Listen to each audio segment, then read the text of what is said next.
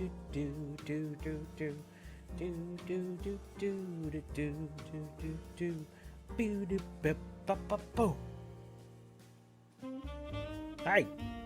How we doing? I hope things are going pretty good for you guys. We're going to be playing a little bit of Stardew, and I'm just going to be chilling out in the chat and talking and all that jazz. Before we start, though, I do want to I want to begin with a little bit of an elephant in the room, and that is I dropped a little announcement on my socials just recently, and I think this is probably the most relevant place you're going to be able to hear this from me, but yeah.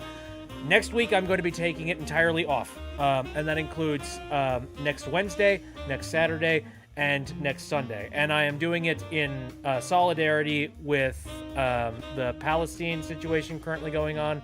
Specifically, there is a strike for Palestine at the moment, and it essentially entails taking off whatever it is you do, whether it be like your work or whether it be any like unnecessary purchasing, or whether it be doing any online posts. Basically, it's an attempt to try and like spread awareness about it and, you know, make a stand and make it very clear that people like want action to be done in relation to it. And, you know, one of the best ways that you can do that is to strike and to, you know, make a stink. And the only way to really make a stink within our culture right now is through the economy. Like that's the only thing that's really going to get people to actually like, you know, wake up and be like, oh, okay, well, I guess people are serious about this. Oops.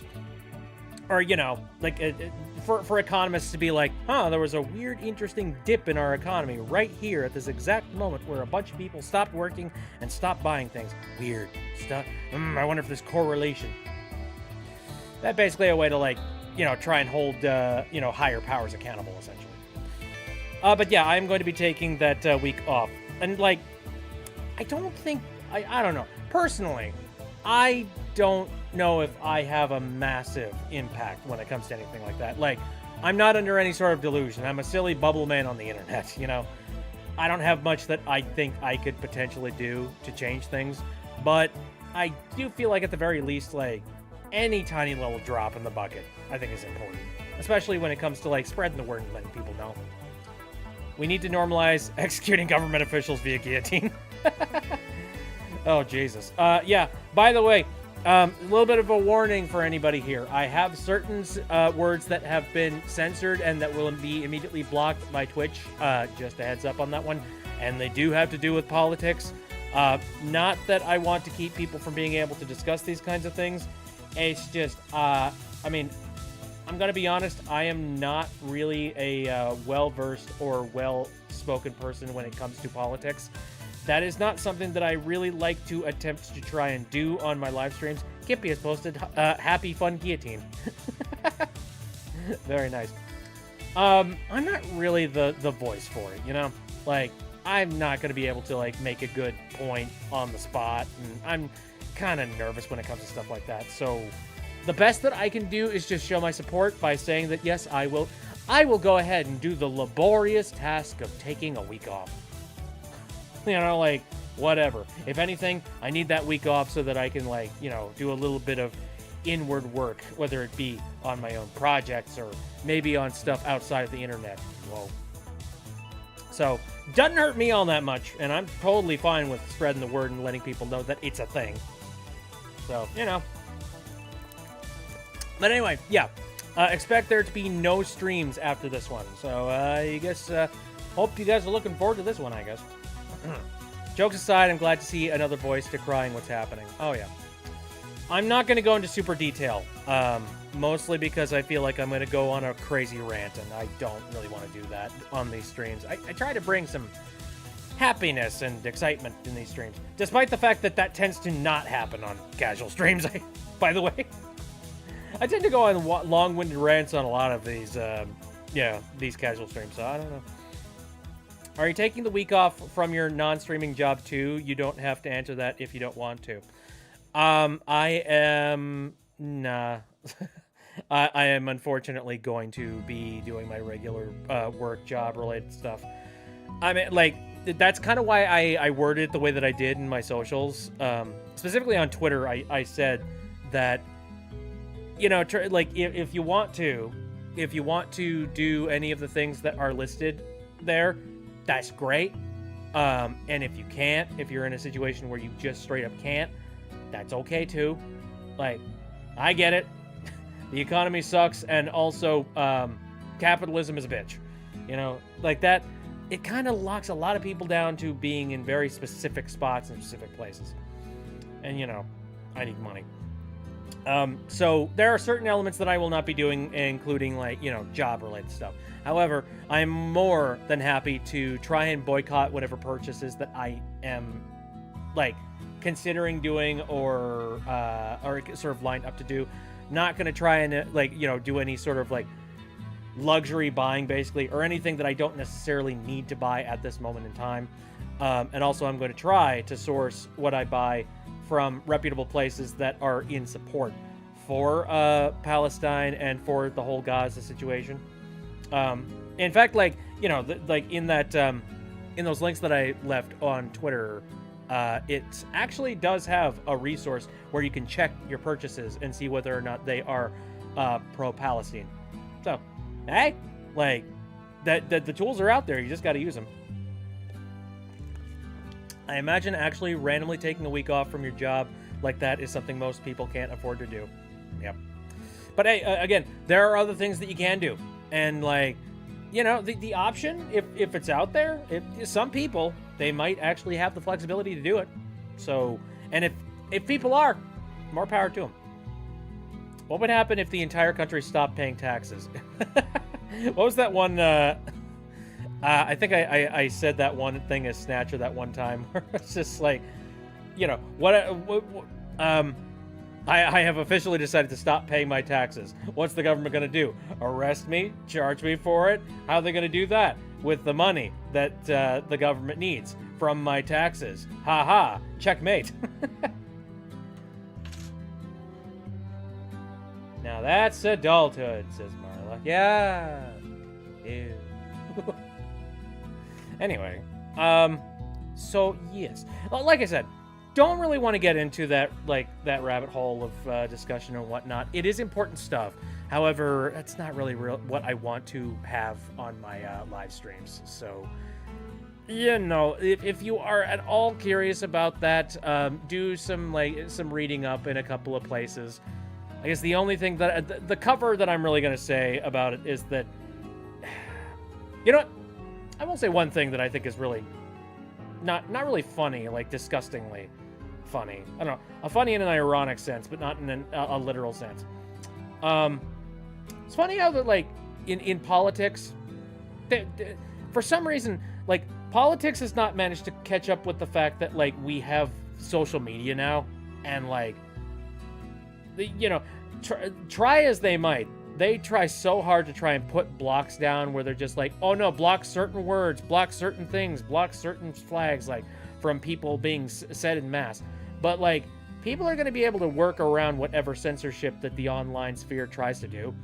And, like, you can't, like, I've been on the internet and I have seen so many times where, like, you know, companies are just like, oh, well, we're going to go ahead and do this for the sake of, what's a good way to describe this? Oh, you remember, like, the text message limits that existed way back when, where, like, they made you pay per character, which was bullshit? Well, you know what they ended up doing? Well, okay, this was partly due to the fact that, you know, they were limiting us to character, but also because of T9 typing. T9 typing was painful as hell. So what people ended up doing was they adapted, and they went and they did leet speak. Like, there was a moment in time where it was unironic to do leet speak in text, or, like, you know, what was it called? Like, not emoticon, but something similar to that. Like, people can adapt, man. People come up with the craziest ways of being able to communicate with people with the most limited amount of resources. So, like, it's kind of silly how, like, you know, we get locked down on stuff like that. It's really telling when I see people with a large online presence start to encourage taking a break from social media. The very moment the news about the truth about what is going on starts getting out online, almost as if they don't want people spreading it or something. I don't know if that is related. Or is it? I don't even know. I just think that a lot of freaking people are dealing with, the harshness of the economy at the moment. And that, like, a lot of people are kind of having self-reflections and thinking, like, do I want to continue to keep doing what I'm doing? Because at the end of the day, like, I mean, even I've had my moments where, like, I've looked at a lot of the people that have been tapping out. I mean, a lot of people, lot of stories of people that are sort of like quitting and moving on, or just like restructuring how they plan to do their online presence. I've seen a whole lot of that, and I think that's just from the fact that a lot of people are getting burnt out. They've been in the game for far too long, and on top of that, like, the economy is changing. And I think that a lot of people that are really smart about this, if anything, I think the reason people are really changing things up is because they see the way that the tides are moving. Being an online personality, or just being a internet influencer, ain't really what it was cut out to be, or what it's cut out to be, or what it used to be. You know what I mean? Like, a long time ago, being an internet influencer was actually something big or something to brag about. But now it's like, is it paying the bills? Is it making you anything? Is it giving you anything at the end of the day? And for a lot of people, I feel like they're starting to have the realization of, like, oh, no, it's really not. I mean, like, I always did this for the sake of building a community. So for me, I kind of, like, weighed the pros and cons of things. And I eventually decided, like, like, I've had my own moments left or right where I'm like, do I want to keep doing this? And ultimately I said, you know what? Sure. Like, it's fine. I did this for the sake of having fun anyway, so it's not really bothering me all that much to keep going.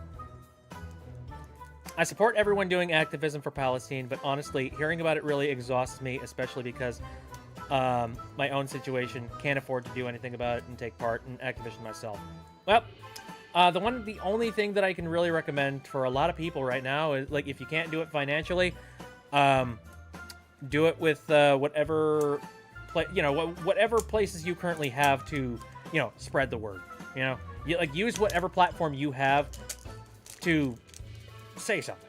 That's kind of what I'm doing at the moment. Like, I can't really do much monetarily, and I also can't really do much.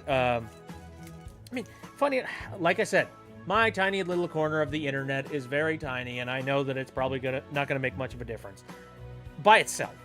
But in my opinion, like, my little corner of the internet, combined with all the other corners of the internet that are going to be talking about it, that eventually snowballs into a lot of people talking about it. So, hey, I am all for, like, taking a break from doing anything on the internet that isn't, like, Palestine related. Which, to be fair, considering that's not really my bag, like, that's not really something that I am actively doing with my online presence. I'm not really a political channel, but at the very least, I can help with not clogging up, like, hashtags and allowing for certain hashtags and certain trends to take off. And, like, I don't need to cover anything. I don't need to post anything. I can take a freaking break, and I don't need to be using social media. If anything, social media has been frustrating as all hell lately. I don't need it in my life. I don't need that in my veins. I am perfectly fine with just, sort of relaxing and, like, letting go of that. Especially if it's, like, just for a week, If it's for a week for the sake of, like, making a point, from, like, an economy standpoint and, like, a number standpoint, okay, I can take a little bit of a break. Whatever. Like I said, what I'm currently doing right now doesn't really matter. It doesn't amount to much. Not really.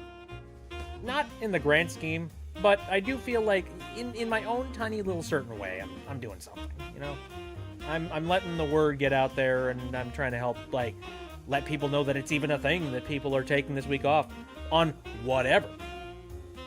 Imagine having a platform. Couldn't be me. Couldn't even get people to edit a wiki. No way I could get them to strike. Again, you do what you can with what you got. Now, that's not to say that I'm going to completely disappear off the internet. It's just, I'm not going to be posting anything on my social medias, so won't be posting on places like my Instagram, my Tumblr, my Twitter, my Blue Sky account. I will not be posting any extra videos up to the YouTube channels. Will not be posting on TikTok. God, I have a lot of social media. What the fuck? And if anything, I think I'm going to try and not post anything personal of my own on the Discord. I will be there to moderate and watch things and make sure that people are, like, behaving. But I'm going to try and, like, dial that back a little bit. I mean, you know, our own personal server and Discord is kind of like a closed sphere. Not much you can do about that one. So, you know, people having conversations in there, not really going to change much. So, I mean, I've already kind of done what needs to be done in the server, which is basically just making the announcement that, hey, this is happening. Here's a couple of links for things that you might want to read up on, and that's it. I've done my work. I've done my job. That's about all that I can do on my own server, so, yeah. What you're doing is good, bit proud of you. Thank you, Nova. Hey, thank you. I feel so fulfilled. Anyway, this is a lot of heavy stuff, so I'm gonna go ahead and we are going to move into doing Stardew stuff, as well as I'm going to jump into voice call things in case people want to do voice call. Just as a reminder, like, again, let's try and keep things a little bit, like, positive, a little bit, like, more lighthearted in some capacity. I'd like to, at the very least, if possible. I don't know. Here we go. Let me jump over to here, make sure everything's working properly. Back. I've been screwing around with some stuff behind the scenes, though.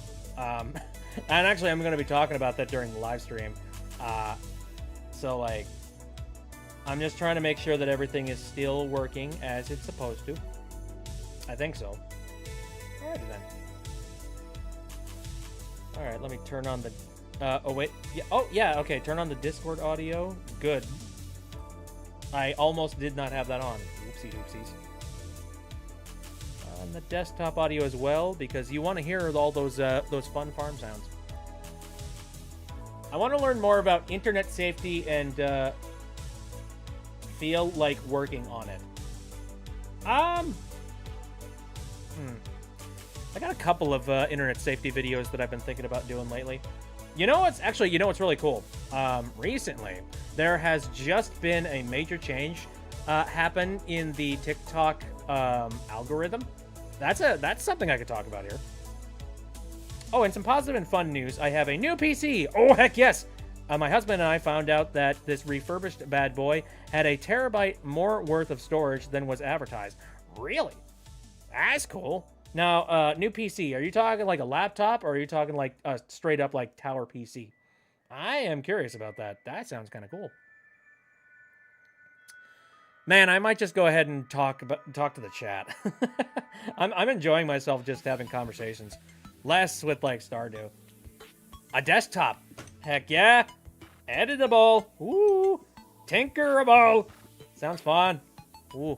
So you got a refurbished tower PC. Now, is it like a custom built one, or are we talking like this sort of a pre-built one that was made by like HP or something?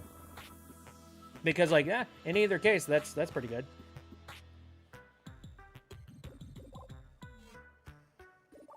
Ah, there's Kyle in here. I made a mistake. Oh god, there's a Nova in here. Wow. Ah. Kyle, why did you make a mistake? I made a mistake. I started playing Pal World, and now I can't stop. Oh god. Deal with that game. I've been hearing like a lot of people are playing it, but there's like apparently also some controversy about it. Like, what's going on? What's the deal with Pal World? I was gonna. That's not a great one. So I don't know. All right, so yeah, Pal World. A lot of people are really excited about it because they're like, "Oh, hey, it's a fun little Pokemon game," except it's not Pokemon. But it's recently come to light, or at least not really recently come to light, but people have been sort of reminding people about this. The developer of Pal World is apparently a tech bro, and they are really into like generative AI. I don't know whether or not that influences Pal World specifically. It might not. I don't know. I haven't really looked like too closely into it. There are some people that said that it does, but I don't know. But yeah, that is something that people have been pointing out, and so you've got a couple of different camps. One camp that is saying, like, this person supports generative AI, and that's really shitty and shifty, and you probably shouldn't be handing your money over to them. And then you have the other side of the coin that it's like, oh, well, there's no generative AI in this, like, in this game, or, like, nothing significant, and you're just, like, making fun of him because, like, he's not, like, done anything yet. And it's like, I'm kind of in the camp of, I'd rather not hand my money or my time or my attention over to somebody who is interested in doing generative AI anything. Because, in my opinion, in my philosophy with it, is that generative AI right now is currently being massively used for stuff that involves basically completely gutting creative jobs. And plagiarism. And plagiarism. Mass plagiarism. A massive amount. And when that technology is currently in this state, and when there isn't any legal ramifications for it, or at least, like, not on a grand scale, like, a couple of different places are trying to incorporate some laws involved with generative AI. But, like, until we have some rock-solid foundation for the rule sets for this kind of technology, and until people can be held responsible for using it irresponsibly, I feel that using these kind of tools right now is not... It's not ethical, basically. Like, Yeah.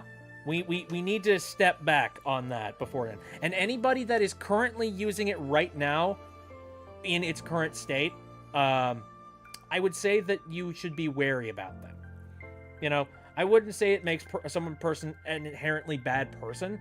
I would say it's probably, at best, it's somebody who really doesn't understand the context for how bad of a technology it is and how much damage it can do and how much it hurts people. At worst, it's somebody who is, like, genuinely, genuinely harmful. So, yeah, I think Man, right now, I just wanted to talk about the funny little Fakemon game, not spark a political debate. I'm sorry. Yeah, that's the internet, man.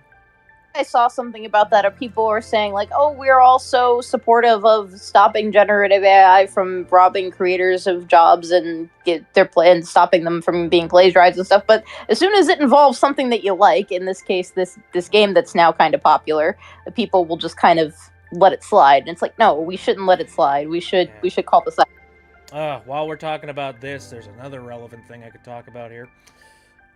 This happened. No, you can do your research and political stuff. I'm gonna have fun.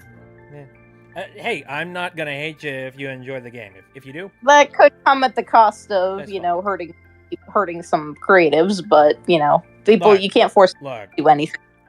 I ain't gonna say anything about that. I'm just gonna give you the info, and you take and do with it what you will.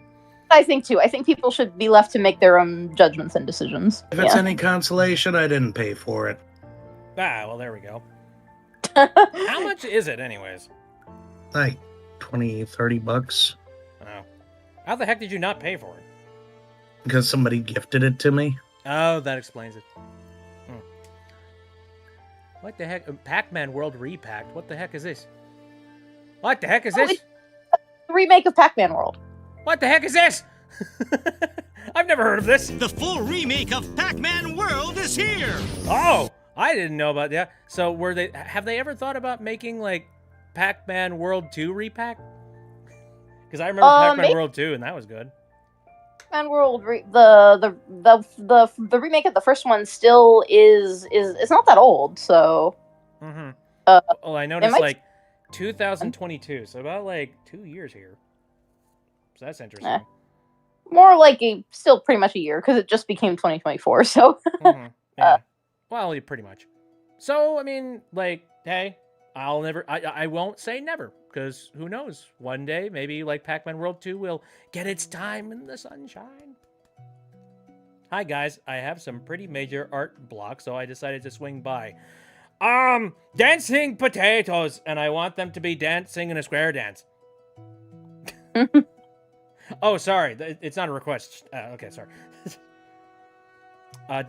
the fact alone that it's a tech bro that is heading this project has me doubting whether this will turn into a scam down the line. But you know, I think what was that one game, like Only Up or whatever the heck? I remember that was a game that a lot of people were playing on live streams and things, and like it was sort of the hip thing to dive into. And then people found out that like the game was basically shilling NFTs. and like everyone collectively went, "Oh, hell no." And that, you know, and even like the game creator was just like, "Wow, what's the big deal? Why, I don't understand. You seemed to like it before I put the NFTs in it." I was like, no. So, who knows? One day, perhaps.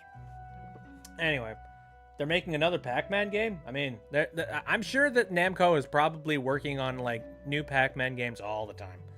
NFT market is at least dying, so fingers crossed. Well, here's the thing. One tech bro trend spawns in, and then that dies. And then it's like a Hydra. You kill one head, and then like two pop in its place. It's like NFTs died, and now we have to deal with the generative AI issue. Mm-hmm. Like, it's just like it's whack-a-mole. It's like, nope, shut up. I mean, fun. I was thinking about this earlier today. Like, you remember that the original technology involved with NFTs that was made by somebody who like had no ill intentions, like. It was just made by somebody who, like, it was a thought experiment of being like, this sounds like a cool thing to code, doot. And then somebody took that code, ran with it, and then suddenly NFTs became, like, the bugbear of all the tech bros. Yeah, and then he even, I don't know if it was here or not, but I think I knew a little bit about this because I read about the person who originally created, like, the code for it. They wanted to use it to stop art theft. They wanted to use it to, to be able to, like, so an artist of a digital art could claim through the blockchain that somebody else stole their art because they have the data to prove it. How naive they were. And yeah, that's about the opposite of what happened. Now it's only gotten worse. And what's funny is that like then people started stealing art and just turning it into NFTs anyway, because it's like I know you can't stop it. It's just like funny enough. The actual people that are doing the good work are like Nightshade and Glaze. Like, those guys are the people that are actually trying to stop art theft. Mm-hmm. And good on them. Mm-hmm. Can we turn down, wait, purple person's mic just as, oh, Nova? Hold on a second. Oh, wait, is my mic, That's a little bit, but I can turn down on my end. It might also be just because, like, your gain might be a tad bit up on your microphone. Who knows? Oh, maybe. I'm actually using my phone. Oh, okay then. That's pretty good quality for your phone. It's a hand-me-down iPhone, but thanks. It's not bad. I'll turn it down just a little bit. Here we go. No worries. Whatever works. Okay. Let me see. Yeah, if they were going to use NFTs to scam people, they could at least make them actually look cool. This is Aquatic. And then Henry goes like, yes. Yes, Slay. They look so goddamn ugly. Like, girl, that JPEG of a randomized ape is not it. Yep. Oh, God. Yeah, right. I mean, like, it's the same image randomly generated by, like, a machine. And an unlimited amount of times. Like, yeah, it's not very useful. Also, Lewis is here. Hello. Always wanted to see one of my live streams. Hello. Well, this is a casual stream. We're currently just, like, hanging out, chatting. Was gonna play some Stardew, but, like, I'm kind of interested in just having a conversation here or something. Talking about random stuff. Kippy says, I have been saying since the beginning that NFTs are just even more exploitative, expensive versions of Neopets. Yeah, you know what? We perfected this technology so much longer ago, and it's called Neopets. And funny enough, the online pet market was also a very clear indicator of the inflation bubble. I forget which one specifically, but like, what was it? Was it Webkins or whatever the heck? I don't know. I saw one video from, I think, oh shoot, what was her name? What were their name? Dang it, I forget their YouTube name. I think it's Redbard or whatever. I'm actually gonna look this up real quick. Yeah.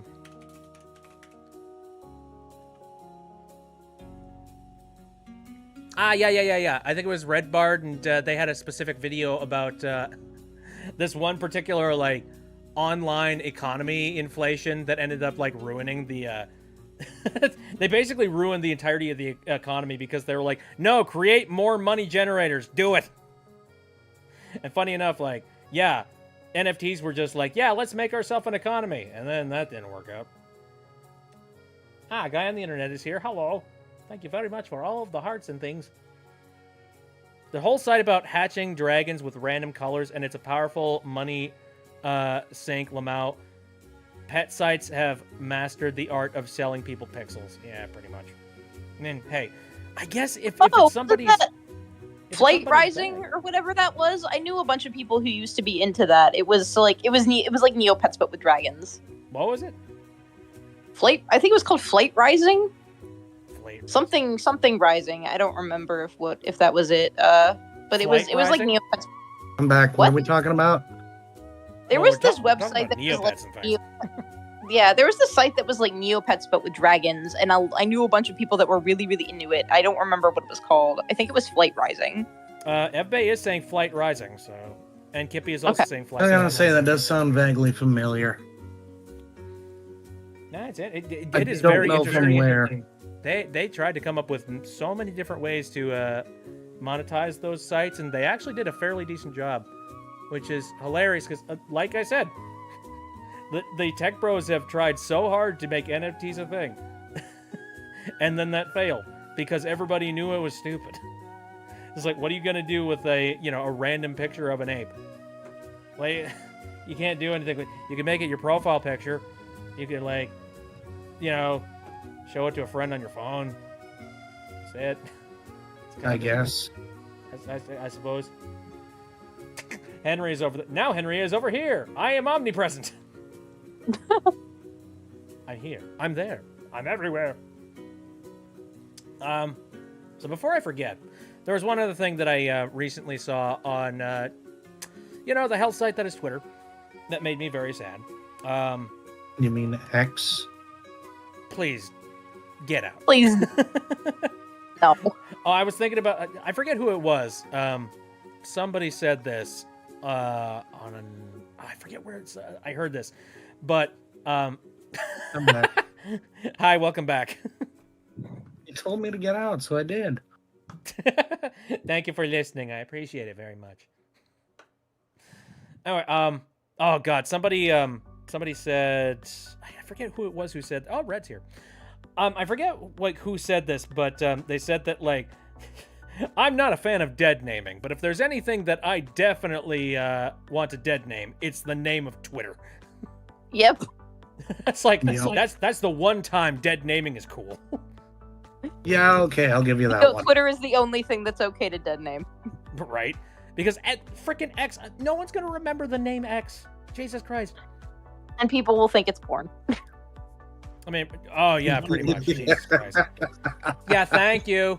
Yeah, must look up. Yeah, X video kittens. Oh, this is a bad fetish. I did not need those thoughts at this moment. Anyway, welcome to the stream. Kippy says, I'll Thank call you. Twitter X when Elon spends a whole year without being transphobic. Well, that's never going to happen, so you've pretty much set yourself up for life there. I'll call Twitter X when Elon dies. Now, I'm not going to say that, okay? Like, I hate people pretty extensively. I made fun of Elon, like, front and back, forward and center. But all I really... I just want the dude to, like, not be praised. That's it. Coughing fit over. What'd I miss?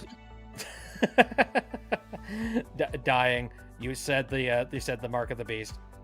I'll call Twitter X when he takes down the sign he has on the building. He did. He did take down the sign. Not by his own, like... He didn't want to take down the sign, but I think, like, somebody called in and complained about it being, like, a neighborhood nuisance. And so then they came out and took it out. Which, to be fair, good on them. Good on their neighbors for just being like, hey, I work I work nights. Actually, wait, what was it? Oh yeah, right. It says like, hey, I have to get up at work in the morning, and I have this ex son of a bitch that's like flashing in my my front window every single night. Please stop. Oh, so the giant neon Twitter sign wasn't doing that? Mm-hmm. Right. I mean, God. I mean, I think I said this on Twitter, like, so all you folks out there, you know, all of you, like, muscle roided up bros out there showing off, flaunting stuff, or how about you people that are in, like, the gigantic, like, pickups with lift kits? Like, move aside, because we have a new king of overcompensation, and it's this. Yep. Because, like, you remember the original sign for Twitter on the building was just, it was a nice little, like, halogen, I think it's halogen light bulb, I don't know. Basically, just a nice sideways sign that said at Twitter on the side of the building. It was nice, it was compact, did the job. And then it was taken down, the brand was destroyed, and then Elon, like, commissioned a giant freaking X that literally strobed. It's like, Jesus. Yeah, see, I hadn't followed that part. Oh, hello. We have a hobby in here. Hello. Hi. We have a who in here? It's a happy Yep. yob. Happy Yeah. who? Happy yob. Abiyab. I was in the middle of a coughing fit. Oh, are you? Wait a minute. Are you sick? You okay? Yep. No, I'm not okay. No, I am okay. sick. Do you know what with? Is he? Just the winter cold that's been going around. I talked about this on the Maybe, stream probably. previously, but I had my brother over recently, and he stayed the night, and then he went home, and then he informed me that apparently, like, he took a COVID test and he was positive. Oof. So Ooh. I'm just sitting here and I'm waiting to see whether or not I end up with something. I've taken a test early and it said I don't, but we'll see what, metastasides, I guess. I don't know. I'm feeling You're not okay. gonna die. Maybe, probably. Likely. You're not gonna lose, like, feeling in your bones and, like, loss of taste. Your heart's not gonna swell up to the size of a balloon. No, you're fine. Maybe, probably. Probably. No. Yeah. Um, My parents got COVID literally the day after Christmas, and I think I'm still not sure if I avoided it because, like, right after that happened, I tested negative, but then I went and got a booster shot. But then after I got the booster shot, I caught a cold for like through 2-3 days. oh, And it wasn't like a serious flu or sickness. It was just like a head cold. No, that's So, perfectly normal. not bad. Yeah, So- no. Getting a cold after you get a booster shot is actually perfectly. That's actually as designed. Oh, interesting. Yeah. Well, here's the thing. Like, now It's vaccines designed to work it infect you with a weaker version of the virus. right. Well, Oh. it's kind of. So there's a couple different versions of vaccines that exist out there. Some Look of up them Kurtz have used Look up Kurtz nerfed versions of the virus. Like, sometimes you get vaccines that are like that. Other vaccines, they try and use a sequence of proteins that closely mimic what the virus actually is without actually being it. And the entire point of it is it's supposed to, like, inject it into your body, and it's basically just completely inert. It's not going to do anything or get you sick. However, it is going to prime your immune system, because your immune system is going to see that and go, wait, hold the fucking phone. Who's this guy? Hey, Ralph. Can I have who's this this here? guy over here? It's like, And whoa. because your immune system overreacts, you start having symptoms. Right. Well, it's funny because, like, the symptoms that you get from being sick is your body's response to trying to fight it off, and a lot of people just never think about that. That's interesting. Yeah, that's probably then why I got the head cold. Was due to the booster shot, and that kept me from getting actual COVID. Yep. Exactly.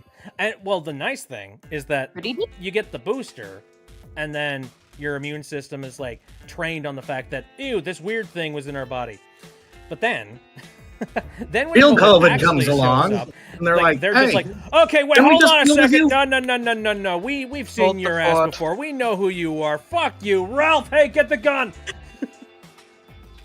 And then I they had immediately COVID just once. wipe it out all at once. So like it keeps you from getting super sick from COVID, from like, you know, COVID sitting in your system for extendedly long periods of time, which is what caused a lot of people early on to end up getting like holes in their lungs.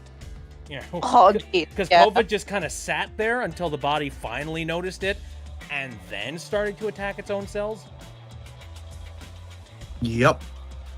Oof. Pierce Yeah. says, I got the COVID vaccine and threw up late at night. Ooh.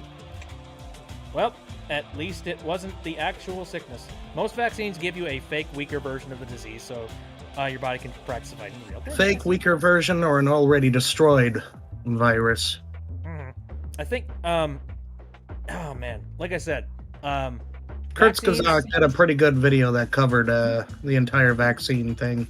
Right. If only more people, follow that channel.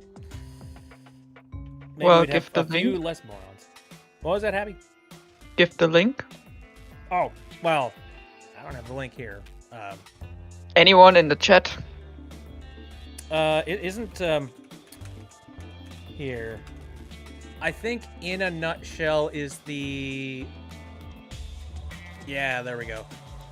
Kurtzkazak in a nutshell. Oh, wait, you said kurz gesagt. I can Sorry, never I'm remember. sick. I might not be pronouncing things right. It's okay, it's a German word, that's the funny part. Oh, hilarious. I know it's German. I just don't know how to speak German. I know how to insult people. That's about it. And even then, it's probably a dated insult by now. So the correct pronunciation is kurz gesagt. Of course. It's very interesting. So what does it mean? Shortly said. Oh, so that's why the English title is In a Nutshell. Yes. That makes sense. Okay. Well, the more I know. All right, so No. before I forget, we were about to go on a little bit of a thing about a thing that I saw on the unfortunate pit that is Twitter. Oh And yeah, that's sorry I today's- derailed. Continue. No, it's fine. Hey, this is casual stream. Derailments are fine. But yeah, this Derailment- does have to do with generative AI and stuff that kind of pisses me off. So get ready for that one. Worcestershire. Where's the what? Worcestershire sauce. Henry said that Worcestershire. Google says Worcestershire. Is it pronounced? What? I think I need to look at. Wow. Google, you want something? Google, you're drunk. Worcestershire. Look, man, I have a hard time with the sh sound sometimes. Oh, Bit, I randomly remembered. You've gone to San Diego, right? Like, on trip? Yeah. My family has been thinking about going there. And I told them, oh, I have a friend who went there. I can tell you what he thought. I've been to a couple of places in California, roughly around the exact same area. I've been to San Diego. I've been to San Francisco. God, I'm living in like the Midwest, which has like no oceans. So to be able to see the ocean is like super neat. I spent a heck of a lot of my time over at like the Ocean Beach area of San Diego, which, I mean, that's not like the prime real estate of San Diego, but it's still a really cool place to go and check out. Oh my God. I forget where a lot of the locations I went were. There was this one, I really wish I wrote down what this one really nice steak place was. Because, like, Ooh. I remember, like, I went there, and it was, like, the best steak I've ever had, hands down. Like, I had great. one regret when I went out to that place, and that was, I got the petite filet mignon. I should have got the full. Because I'm like, it's like that one scene in Ratatouille where you, like, takes a bite of the food, and it blasts him back in time. That happened to me at this freaking that's place. awesome. Only problem is it's very formal, so you got to make sure that you at least dress like you know, Fancy place. well, more just work attire. You know what I mean? Like you can't go in there in like a t-shirt and flip flops. I mean, Fair. you Fair could, but you're gonna look like an idiot. Man, I should look into that and see what locations I went to. I know I went out to the San Diego Zoo, which was incredibly fun. Yeah. Got sunburned to hell. But hey, that's fine because I got to enjoy my time there. I should look. I have that footage sitting around somewhere. I should find it. Oh, Be cool. Yeah. I think it's sitting on like some old Blu-rays or something. The more and more I hear about California in the news, the more I want to avoid that place like the plague. Wow. I used to want to live out. Yeah, I used to want to live out in California, in LA specifically, because that's where the animation jobs were. But I've basically given up on being an animator and being in the animation industry because it is a dumpster fire. Mm-hmm. Well, I mean, one of the places that's prime for voice actors is LA, and in general, like LA is the it is the destination for actors. So yeah. Yeah. Also, Henry says Terraria music. Yeah. Destination for actors, desolation for everyone else. Well, it's also desolation for actors too. Let's be real, because like I can't tell you how many tragic stories I've heard of like YouTubers that make the announcement that they're like, "I'm going to LA to pursue my career, guys," and then they get there and they go, "I had to move back. Sorry, rent was too high." Yep. It's just like, yeah, sadly, unless you make it the second you get there, you're not going to be there for long. I have a warning on the handle of my pickaxe, specifically for the state of California. Oh, well, okay, so the reason that is a thing, I forget what TikTok did I watch? I mean, the reason why that kind of thing exists and why there are so many, like, this thing causes cancer. No. Don't you start talking now. Don't give me a reasonable explanation. I want to live in my ignorance, damn it. Dude, like, your pickaxe is not any, like, more or less radioactive, like, here than it is off in California. It's just in California, they have, like, massive standards, and they tend to, like, require you to put, like, a stupid warning on something, even if it's not even, like, remotely toxic to you. Like, the amount of, like, radiation or poison that would, like, be needed in order for somebody to get exposed and actually, like, get impacted by it, you'd have to be, like, around it 24/7, or, like, you'd have to live to be, like, 200 years old. Like, it's not, not gonna hurt you that much. So I don't know, man. Kimmy says, it's also like the rest of the country is so thoroughly underregulated, it's strange to see actual warnings. Right?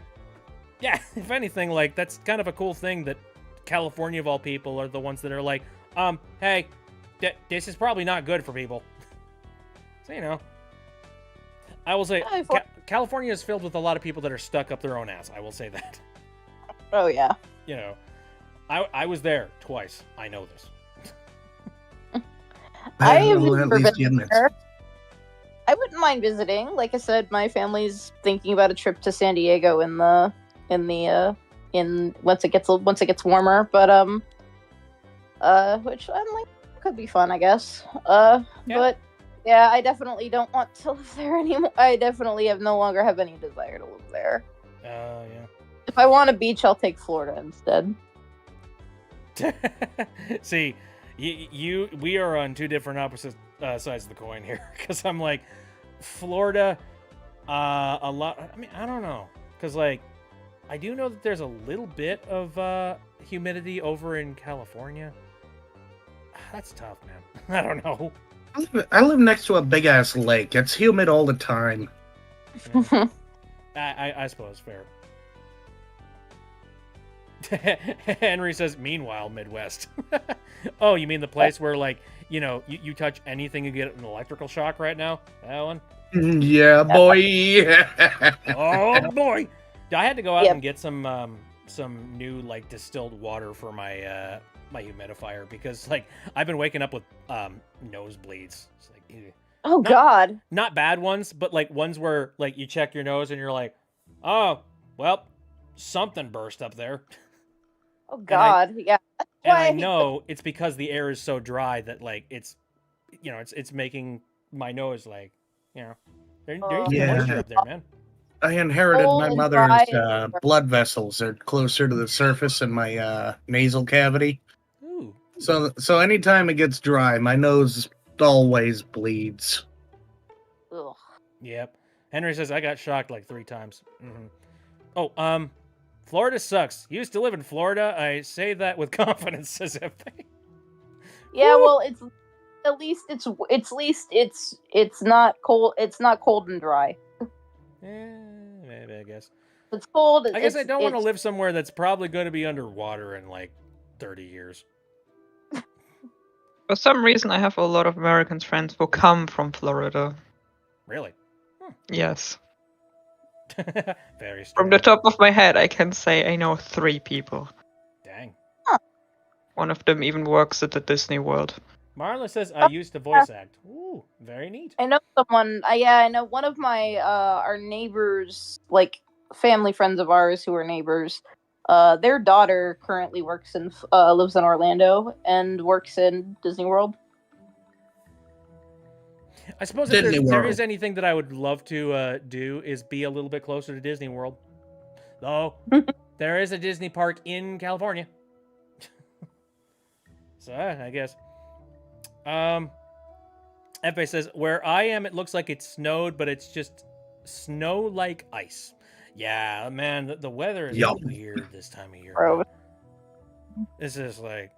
Oh no. At least we didn't have another 1877, the year without winter. Oh dear. Yeah, if I never see snow ever again, I would be totally fine with that. Yeah, but then you got to deal with like poisonous critters and stupid humidity and crocodiles. One moment you're walking your pooch, the next moment you're walking a crocodile. I like with crocodiles. They're cool. I mean, they're cool right up until they get to your, to your knee. And then you're just like, please stop eating me. Please stop eating my pets. Yeah, I just got it out. It seems eat it's no Scruffy. longer frozy where I live. Oh, The week's supposed to be over the freezing degree. yeah, I've heard that it's supposed to get a little bit warmer next week, so I hope that sticks. Kippy says, Yeah. I take SSRI, so I'm extra sensitive to the heat. I can only see myself migrating further north. Oh. That's interesting. I've never heard of, like, SSRIs making you, like, susceptible to heat. I actually like the cold better than the heat. In the cold, you can always put more clothing on. Yeah. In the so is summer, you can only take off so much before you get arrested. I think you've either said that before or I've heard someone else say that before. Yeah, I probably told you before. I'm not sure I said it in front of chat yet. I think my response to that was, I mean, you can only take off so much skin before you start bleeding out. Yeah. Oh, dang, did I miss the Stardew Valley? We haven't even started? We kind of just started talking and that was it. Which, hey, you know what? That's casual stream incarnate, so I don't have a problem with it. Become There is that no one start. Attack Ooh. on Titan Oh, what now? who's only skin. Become the one Attack on Titan who's only like skin. Oh, dear God, no. Well, no skin, I mean. Nah. Oh, that's a He's song keeping that all his blood. I have never. The intro to Attack on Titan is German, right? Ja, sie sind das Essen und wir sind die Jäger. Yeah. I've never been able to memorize that. The beginning? Yeah, I mean, which is funny because it's not very long. Oh yeah, they only speak in just that one part, don't they? Well, I Yeah. mean, there's that part, and then it gets into the actual like lyrical portion of it, and that's Oh, Japanese. yeah. No, it's coming back to Yeah, me. it's like one line in German and then the rest of it in Japanese. the weirdest thing. Is there Or a like reason? two. So, is there like a contextual reason as to why German is sung as like the first line in Attack on Titan's theme? Apparently, There's- Japan loves Germany. Japan loves Germany. Guess why? It was called World War II. Yeah. Oh dear God. I mean, Red there are a says, lot of. "Oh, I'm back. Made my mom made lemon pie. Delicious." Internet says cold is better. Man, I guess I do like cold a tiny bit more because again, yeah, you can do stuff about cold. Unless you are in nice air conditioning, you're basically going to be miserable in like warmer climates. So, God, you people are crazy. I don't know how you'd say you can stand the cold. I don't know. Maybe it's I'd just the rather fact- deal with our winters than somewhere else's hurricanes, or tornadoes, or volcanoes, or earthquakes. Okay, yeah. I personally like. Hurricanes suck. Earthquakes suck. But I've lived in the Midwest for basically my entire life, so I think I'm just used to the idea that when winter comes around, you just need to be ready to, like, you know, hold your own and not freeze to death. Yeah, I've lived in the southeast my whole life. I was born in Florida, and then I grew up, and then I've lived pretty much a couple states north of that for basically my whole life. Kippy says, I do kind of someday want to see a tornado in person. No, you don't! No, you don't. No, you don't! Tornadoes What in person YouTube are videos? terrifying. No. I've been in, like, close to tornado situations before, and it is freaking scary. Like... Yeah. I had to clean up after 3 tornadoes tearing through my uncle's yard. It was not pretty. Yeah, no. The second that you see a tornado, like, all you have to do... Basically, your mission when you see a tornado is get in shelter and cross your fingers that it doesn't touch down on ground. And if it does touch down on ground, you better hope to God that it doesn't come anywhere near your house. Because if it's within like 100 feet of your house, you're probably screwed. Or at least, like, you know, something is going to be thrown into your siding, and you are not going to have a good time. Kippy says, I've seen a hurricane already. I gotta add one. Shit's gonna take your roof in. I've ever lived through a hurricane. I might have when I was very, very, very young and don't remember it, but because we have had them in the state where I live. Mm-hmm. I think it might have happened when I was very young, and I just don't remember because yeah, we haven't had like a big hurricane in probably since like the 90s. Well, weather patterns have been weird as of late, so who knows what kind of weird stuff's gonna happen. Listen, I know I live next to a big-ass lake that changes the weather around here, but it's not big enough to cause a hurricane, thank God. Red says, I had "Knock freezing on ice wood." one morning. What was that? I had freezing ice one morning. Freezing ice? That's always fun. Is that? Yeah, like... it was all slidey getting to work. Oh, Yeah. right. Yep. I think I call that sleet. I think. I know that feeling. Nah, it's freezing rain. Are we talking just like rain that comes down as rain, but then when it touches down, everything like... Yep, it freezes. Okay, all right. I don't know why, but like, I don't know. Sleet is like that in between rain and snow, and I've always sort of like associated that together. At one point this winter on my way to work, I was driving and I'm like, hold on, is it just me or do my controls seem lagged and what was it? Lagged and floaty, there we go. Oh boy. And I'm like, and I see the reflection of the street light off the pavement, and I'm like, oh, black ice. Ah, I should have known. Oh no. Yeah, black ice is terrifying. Red says, knock on wood. We didn't get any hurricanes here this season. We were shocked. It iced over down here in the south. Things close when it gets below freezing here. Yep. Because down there, you don't have the infrastructure to, like, handle when suddenly it gets snowy. It's just like it's never been a problem or an issue, but... You don't have a fleet of snowplows standing by. Like nasty rain down here because recently we had like kind of some really nasty rainstorms, and schools and businesses were closing around here just because of those. Mm-hmm. Man, I remember like the schools that I went to. They worked for their they worked for their government money. I'll say that they They wanted so bad to make sure that they got paid their government checks and that they didn't like have to rearrange the entirety of the school curriculum. Because like you would rarely see a snow day. Basically, the only time you would ever see a snow day is when at least 5 things have to go wrong. Like, you know, like the weather has to be shit. Somebody like, you know, I'm assuming somebody had to like cut the brakes on all the buses. You would like one of the teachers would have had to have died. And like even then, but by then it's just like delayed by 2 hours. Yep. It's like, come on! Yup. Just give us a That snow checks day! out. I never had snow days. Yep. Meanwhile, here you get like an inch of snow and they cancel everything. Yeah. Well, we were cutthroat. Like I remember there was one day that like it was really bad. Like it was right along right on the line of like being way too windy, way too snowy. Hello, Mapley, how's it going? Yay! Yeah, that checks out. This is correct. Shadow the Wolf, hello! It's been 500 years! It's Shadow! I remember you. I forget what streams you were on previously. What were they? I remember you. How's it going? Good to see you. Yes. Like, you were here, like, during the OG times before I became this guy. Yes, Ace Attorney, that is correct. Ah, hello! Good to see you. Oh, snap, we got an old school viewer. Yeah. I remember you. At least, no, wait.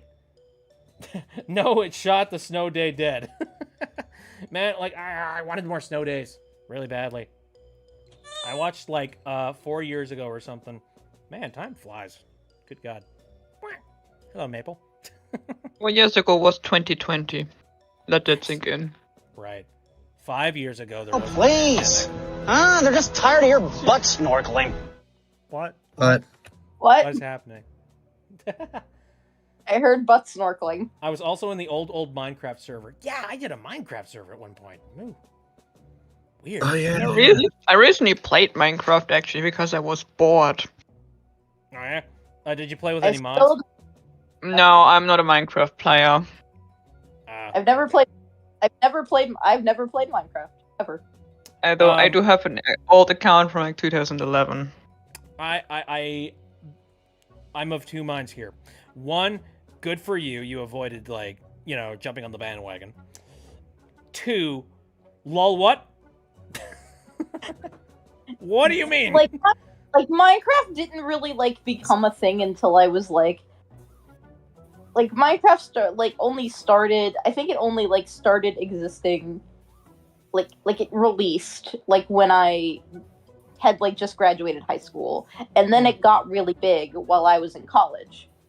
Okay. So I think I'm too old for it. Speaking of old, Henry says, I feel so old my back hurts constantly. Yep, that's old. man. Are you sitting correctly? Ancients. The other Me- day, like, I woke up and my neck was all kinds of fecked up. And, like, Oh no. no, I did nothing. The only thing I can think happened was, like, I guess I slept wrong on my neck, or, like, I must have tossed and turned, like, in the middle of the night, and it, like, pulled a muscle back there. What? You had a rave party and did like this metalhead thing. Also, Happy, if you want, I still have I made a Bitty Kid Minecraft skin. Yeah. Oh, nah. I always run around in my hobby up skin, Nice. where the limbs are cut open at the connections because it's funny. Wait, who is Bean Fiend? That's Mapley. Hi. Really, hi. That's the Maple. She made this. Hi, Maple. Hi, Maple. I'm very sleepy. Yeah, you sound really sleepy. Have you had coffee? Yes. Yep, that explains it. Shadow says, yeah, I got locked out of my Discord, actually, so that's why I disappeared. That makes sense. Yeah. Man, I'm very thankful that I haven't had any sort of, like, weird lockouts in my Discord accounts. Because, like, man. Like, I have luckily, found the Lord and heaven that is two-factor authentication, and I have learned that yes, it is a good thing to have, a good thing to be prepared. Meep. Meep. Meep to meep communication. Where's that? Wait, where's that one button? Hold on. Meep. Ah, there it is. Where's my soundboard at? There's my soundboard. And I just need to find, like... There we go, sounds and stuff. Oh, hey. Bingus, bingus, bingus, Yes, bingus, I bingus. was-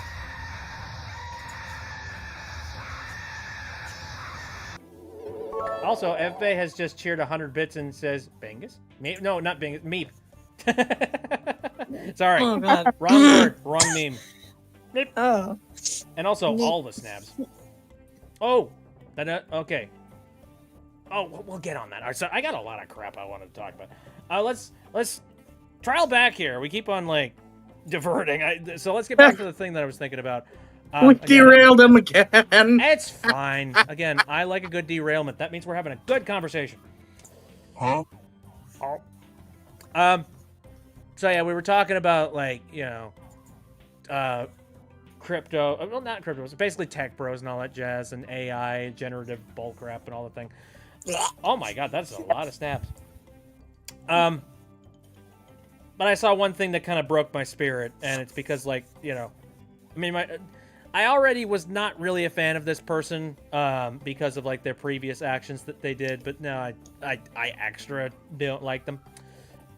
Tara Strong. How many people know that name? Yeah. Who?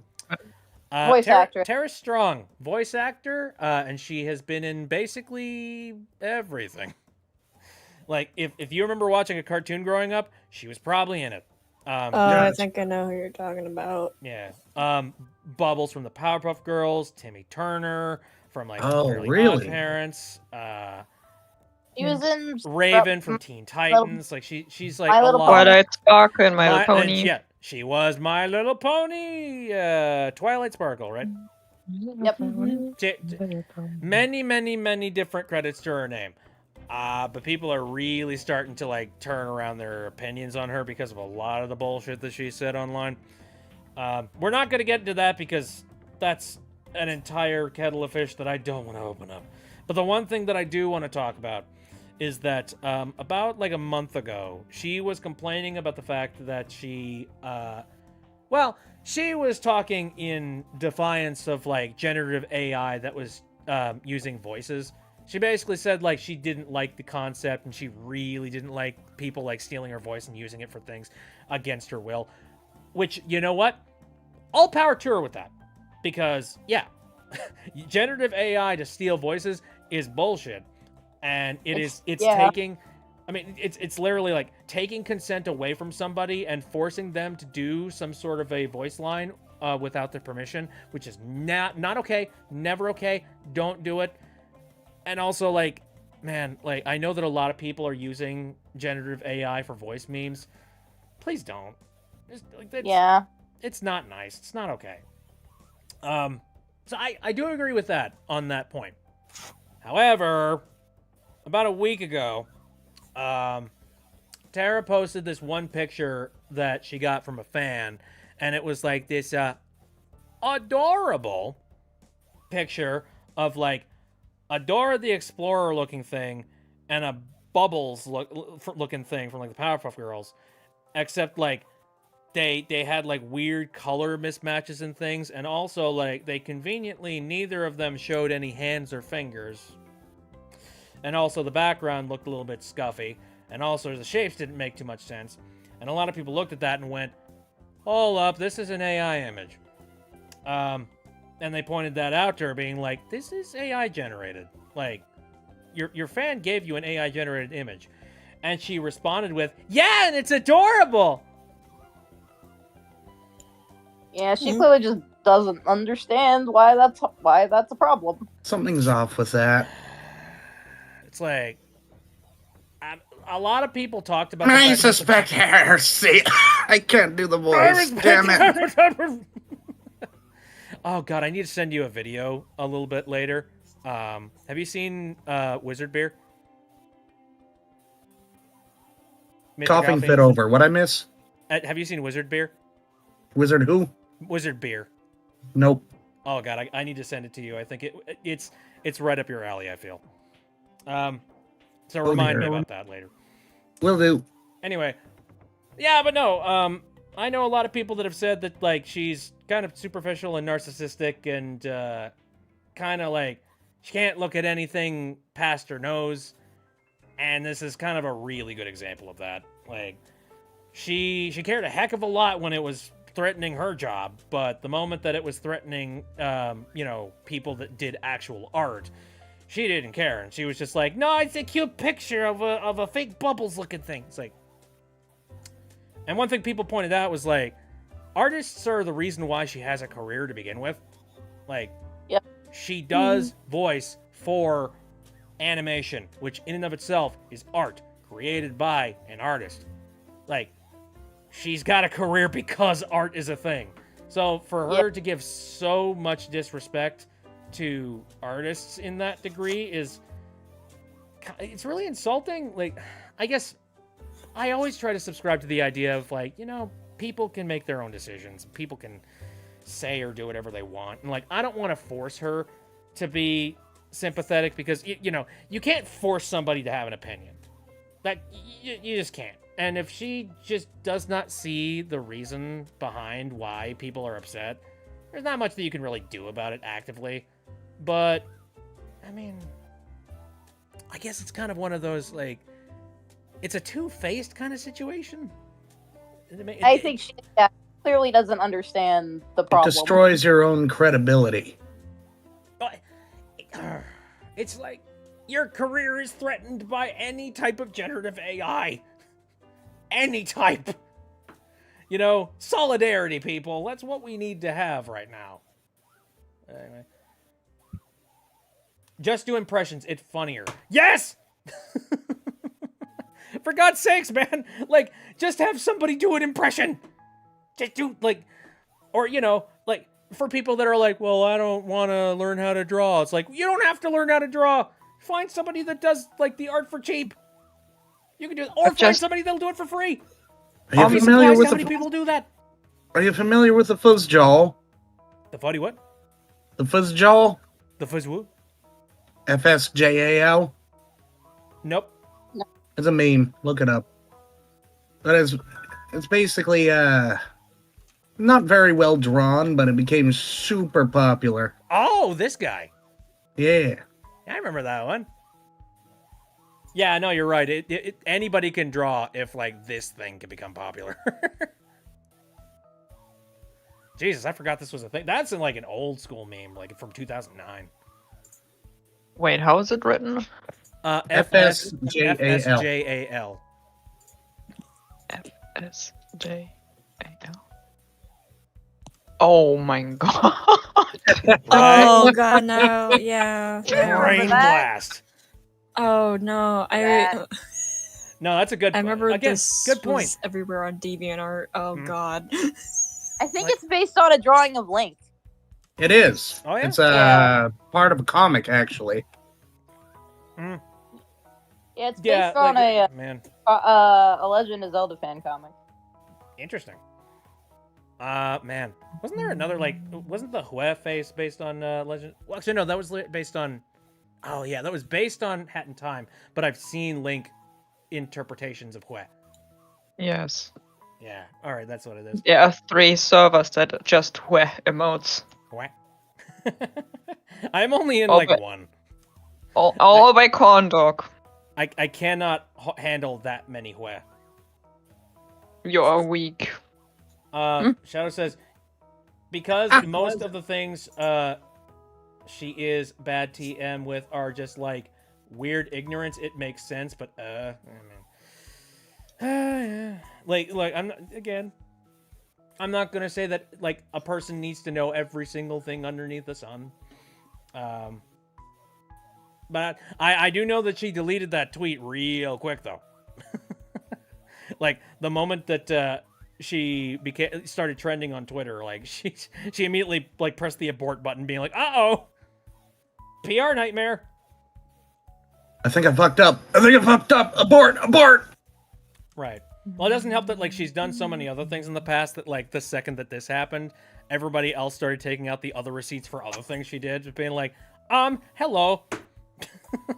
Oh, are we scrutinizing someone? Well, they were just like, hey, like let's go ahead and bring up all the other things she's got problems with. Yeah.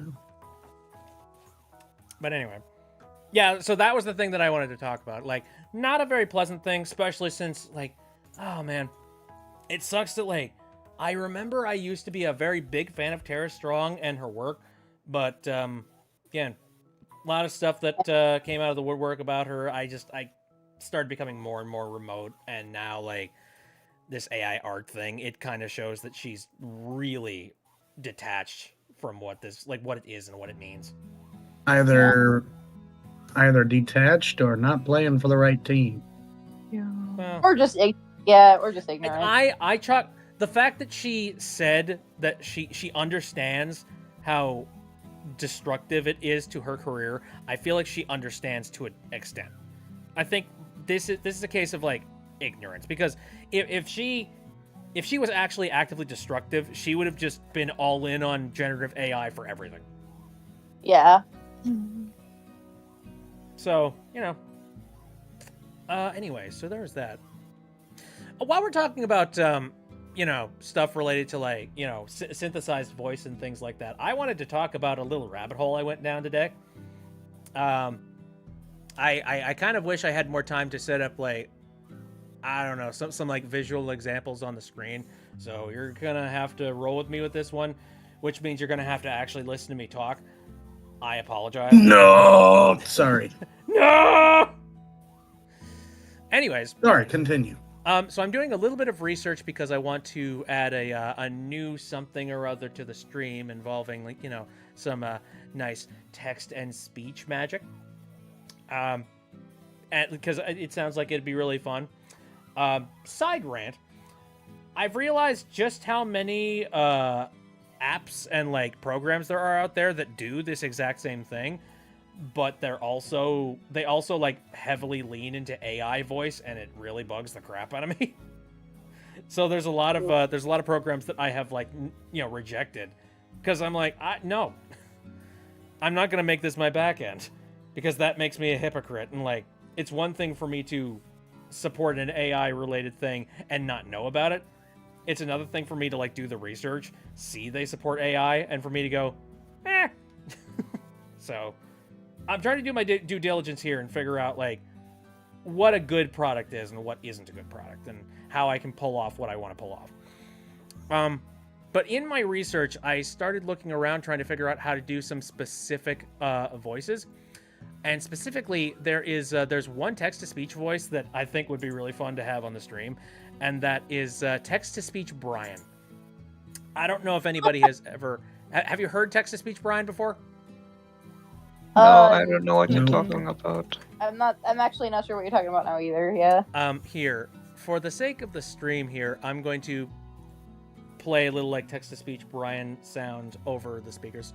What do you want him to say?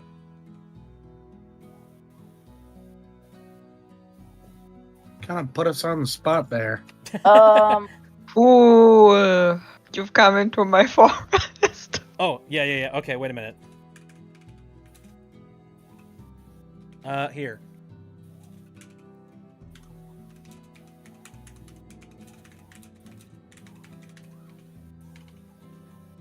All right, let's see how this sounds. Boo, you stumbled into my forest. Oh, I misspelled that. Shoot. I don't know how to... Let me adjust this a little bit.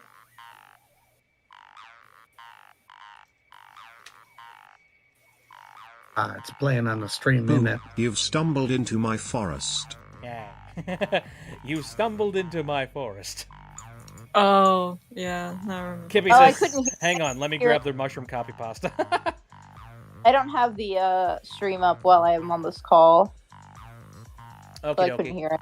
Oh, you'll hear it. Fine, I'm sure we'll be hearing plenty of it in the coming weeks. Let me just copy and paste what Kippy said directly. Okay, there we go. Let me play this one. Can you feel your heart burning? Can you feel the struggle within? The fear within me is beyond anything your soul can make. You cannot kill me in a way that matters. Damn. I don't know where that's from, but that sounds profound, and it's probably from something goofy. Oh. Lady says, where have I heard that voice from? You've probably heard it from a lot of places. There's a lot of, like, Twitch streamers that are currently using... Oh my god, you don't know the mushroom shit post? Apparently not. Ah, well then. I don't know, by all means, send me the shit post. I will take a look at it. But anyway, yeah, no, that is text-to-speech Brian, and that is available on a couple of different places, including Streamlabs and Stream Elements, which I need to look into Streamlabs again, because, like, I don't know whether or not they've leaned into AI. I hope they haven't. If they have, I'll be pissed. But no, Streamlabs was oddly convenient. I'm sort of trying to will myself to not do it. Because really? OBS, well, like, here's the thing. Streamlabs had this one controversy not too long ago. Well, okay, it was a couple years ago. Where, OBS, like, open broadcast software. Yeah, open broadcast software. They got kind of annoyed because Streamlabs was using OBS at the end of, like, their title. And apparently, they had sent some messages back and forth with them privately several times, telling them not to do that. Because they're like, hey, stop using OBS on the end of your name, because it's confusing people, and it's making a lot of people think that somehow, like, we are... you know, we are connected with you, and we're not. So, like, please stop it. And then they didn't for some stupid reason. Out of spite or whatever the heck. And so finally, like, OBS just straight up did, like, a call-out on them, which is something I never expected to happen. Like, for OBS, of all people, are just like, hey, these people are assholes. Like, what the hell? Yeah. But yeah. Why, that on top of a couple of other things Streamlabs has done, including, like, really crappy marketing, pricing, and, like, upselling that they've done in their own product, as well as, like, most of what Streamlabs tries to sell as, like, their own brand is just them taking the plugins from other people and then packaging it into their own package and redistributing it. You know, a lot of that stuff is open source. You just have to put it onto OBS yourself. They do the job, and then they call it their own product, which is Yep. really Yeah. The only thing that is their own product is the stuff they sell. Yeah. Here you go, Nova. This is what the Brian thing sounds like. I'm posting the spam memes. Oh. And thank you very much, Maple. Huh? In spam memes, Maple is posting an example of what text-to-speech Brian sounds like. Okay, I'll take a look at that after the call. Okay. Yeah, that happened, and then it took me like a year to actually switch to Stream Elements, just because it was kind of involved, and I never wanted to take out the time and mental energy to do it. So I finally went over to Stream Elements, and I'm sticking there because I don't want to move again or anything like that. I swapped over to Stream Elements. I forget. I don't know if I did it right away, but I do know that the second I saw that, I was like, I'm done with this. Like, Stream Elements has its own problems and its own weird upsells, but like, I'll take them over what Streamlabs did. Like, and also on top of that, Streamlabs, it always ran, like, its performance was always terrible on my system. Yeah, I've heard it. Yeah, I think Stream Elements just runs better too. Mm-hmm. Well, Stream Elements is, like, more better integrated into, like, just stock OBS, and it doesn't bloat you down with a bunch of extra crap you don't need. So yeah. That's another reason I'm like, okay, it's better that I switched, even if it took forever. Right. We'll be right back. Okay.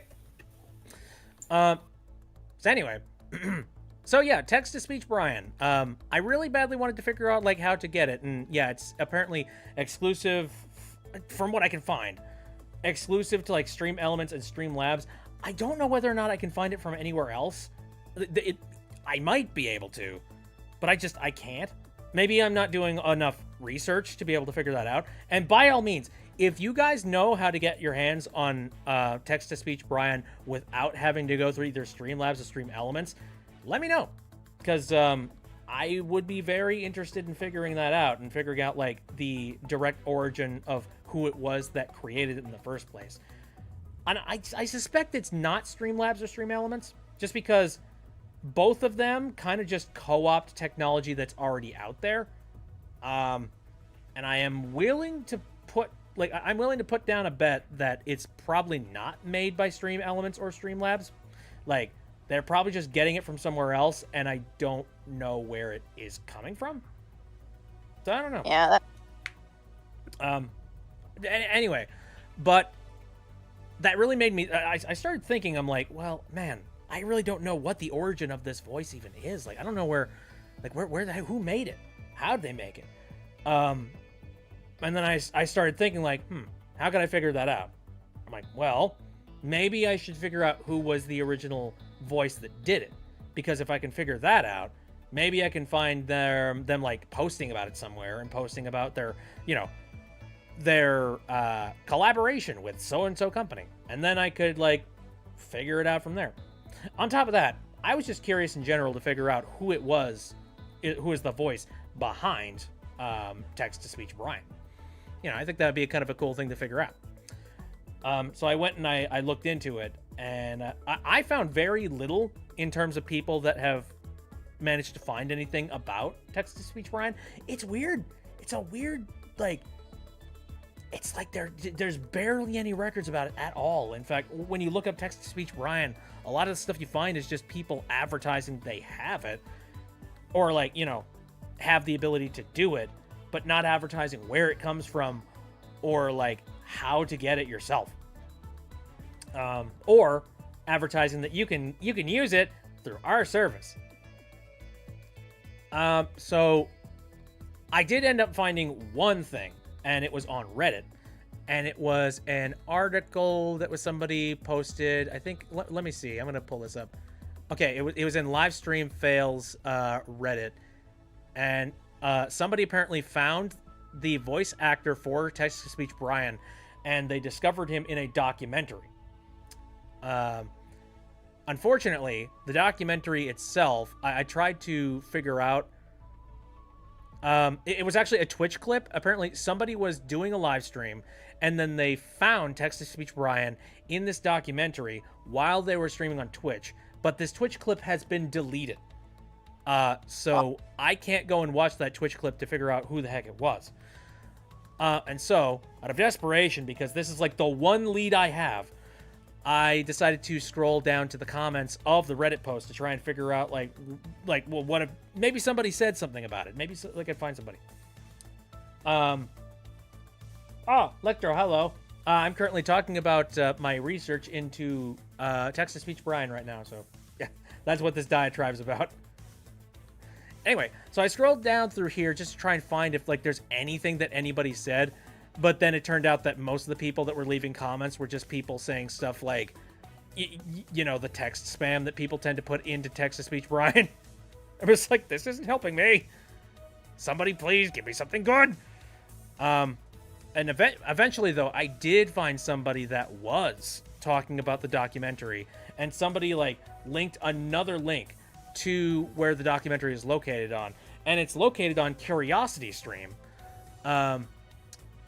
The problem is, on CuriosityStream, it requires you to have, like, a membership there, or to have, like, a 30-day trial set up in order for you to actually watch any documentaries on it. The best that you can do, though, is you can watch, like, a little preview of whatever video it is that you want to watch.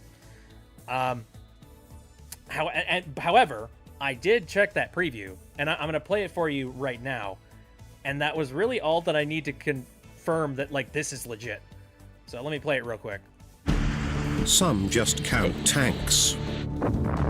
Others steal blueprints for nuclear bombs.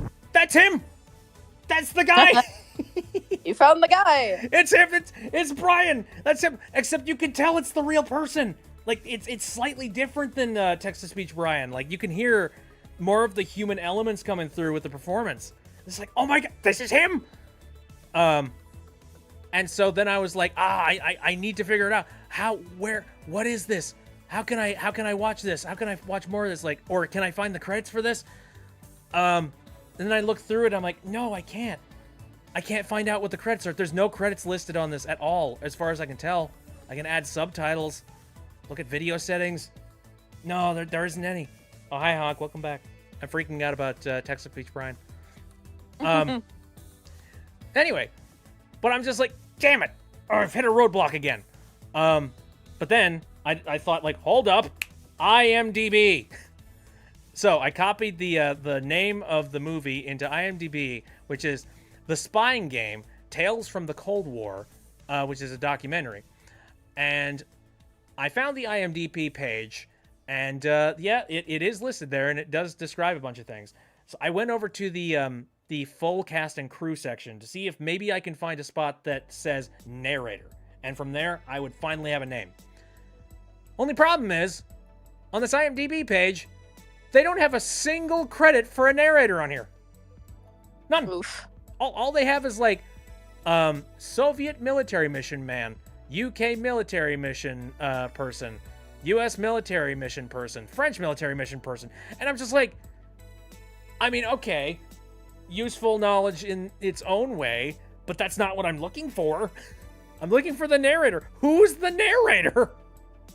So I'm like, God damn it, I've run into another wall. Text-to-speech Brian, the mystery is the greatest mystery of our time. I know. It's such a crypt. So like then I realized, okay, well IMDb is a wash, so now I have to find it somewhere else. So I looked up the video just in general on I think DuckDuckGo or something like that. I used to use Google a lot more, but Google search is getting real crappy. And mostly just, you know, ads. You can also use Bing. Ew, why? Why would It's I hurt better than myself Google. like that? Not much better. Nowadays, maybe. Who knows? Lies Also, and deceits. Sealy says, man, almost 2 hours late. Hello, welcome to the fold. I'm currently doing a Pepe Sylvia thing, except with a text-to-speech bot. There is no Pepe Sylvia! Anyway, so right, I decided to go and look it up on DuckDuckGo to see if maybe I could find, like, some more information about the movie. And I did find this one thing called, like, the DocuWiki, which is literally just a Wikipedia thing. It's not, like, an actual Wikipedia thing. It's, like, fake Wikipedia, except for documentaries, which I... really weird. It's just a wiki. It's just a fan wiki. It's basically a fan wiki. And I did find a page for The Spying Game, Tales from the Cold War, Series 1, which, you know, it's got all the information. You know, a web documentary. It was published by ZDF in 2018, and an English narrator, and it goes into each one of the episodes. Blah, blah, blah, blah, blah, blah. And then at the top of the list, it says hosted by Nicholas Holbush. He shot me. Is that him? Is that the guy? Is that the guy? You That, shot now I'm me. just like, okay, Yes, interesting. Rodney, Hosted. I shot you, and I said I was sorry. What the hell? I am back. Hi. I was wondering what that was. I'm currently going absolutely mad about text-to-speech bots. So that's what's currently happening. I got cheesecake. Oh, delicious. What flavor? Ooh, cheesecake. Mixed berry. Wait, what? Mixed berry. Ooh. No, I want cheesecake. Yeah. I also want- like some cheesecake, want but I am on something diet. Ooh, good on you. Anyways, so. Or did you think that app that you recommended, the Fitness Pal? Oh, nice. I've been trying to Yeah. dive back on that myself. Like, I've been real relaxed on it lately. I need to get like back on the bike, so to speak. Anyway, so yeah, Nicholas Helbush. This is supposedly the person that is the voice of text-to-speech Yeah, text-to-speech Brian, supposedly. But however, like, it's just this one wiki page that's saying that that's the case. So I'm just like, okay, I need to find some more information about this guy. And so I looked a little bit further into it, and I did find Nicholas Hellbush's IMDb page specifically. And yeah, he's basically done a lot of narration for a bunch of these like documentary style videos specifically for ZDF Enterprises. And so that's got me thinking, who the heck is ZDF Enterprises? So I'm looking further into that, and I do find out who ZD Enterprises is. They actually changed their name around 2022. They are now known as ZDF Studios, and they specifically make a whole bunch of different lines of media. And so this includes like drama series. They make some stuff for children. And then they have this thing called their unscripted line. And the unscripted line is specifically for stuff like documentaries or, things where they are attempting to like say a narrative that wasn't like written by a writer, basically. But anyway, and then I looked a little bit further into it, and I discovered that Nicholas Hellbush is the director of that branch of ZDF.